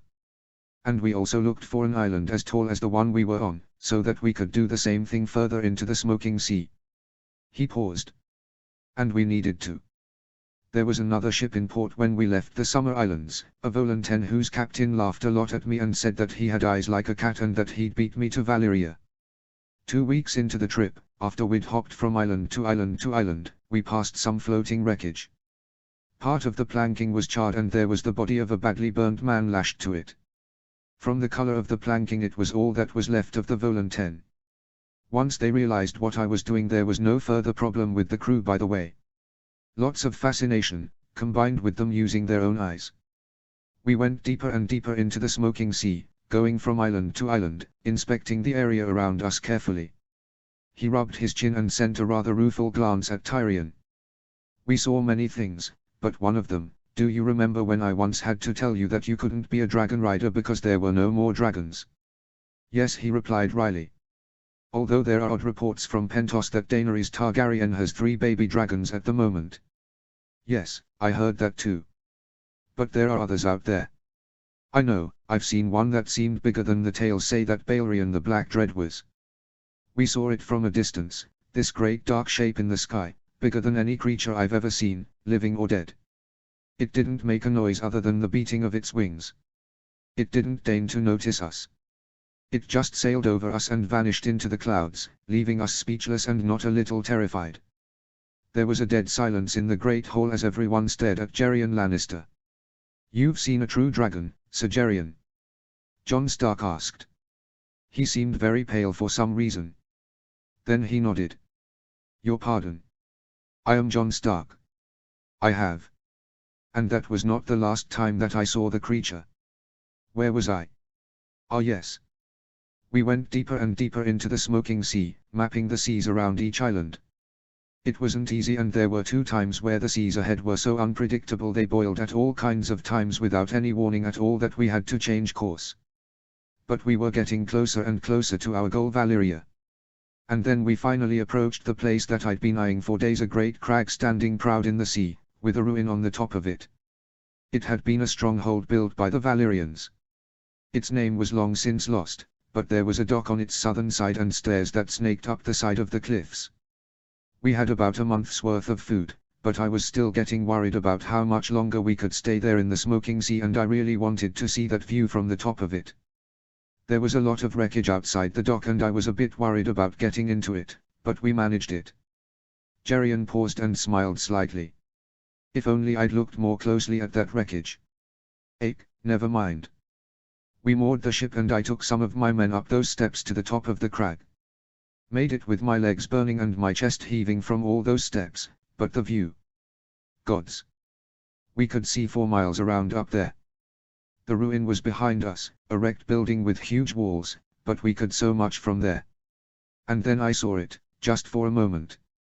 To the north I saw ruined towers, like broken fingers jutting into the sky, with a terrible red glow behind it, before the clouds hid it. I have seen Valyria, Tyrion. Just for a moment, but I've seen the place where the doom happened. The room was silent again as all stared at Geryon Lannister. He looked around at them and smiled slightly. And then came the price, he sighed. We headed down the stairs again to the dock when they attacked us. His voice wavered for a moment at the they. Who? Robb Stark asked from where he was sitting next to the wilderling girl Val. I don't know who they had once been. I just know that they were more what? They'd been men once. Now, well, their heads were not human. They had been, changed. Some had the heads of dogs, or similar creatures, or wolves. Some had the heads of lizards. They were led by 2 great men with the heads of bulls, holding great 2-headed axes, and behind them all stood what I thought at the time was the oldest man I'd ever seen, a hunched man dressed in black. His face was so wrinkled I could barely see his eyes, and all he ever did was point with a gnarled finger. They overwhelmed us.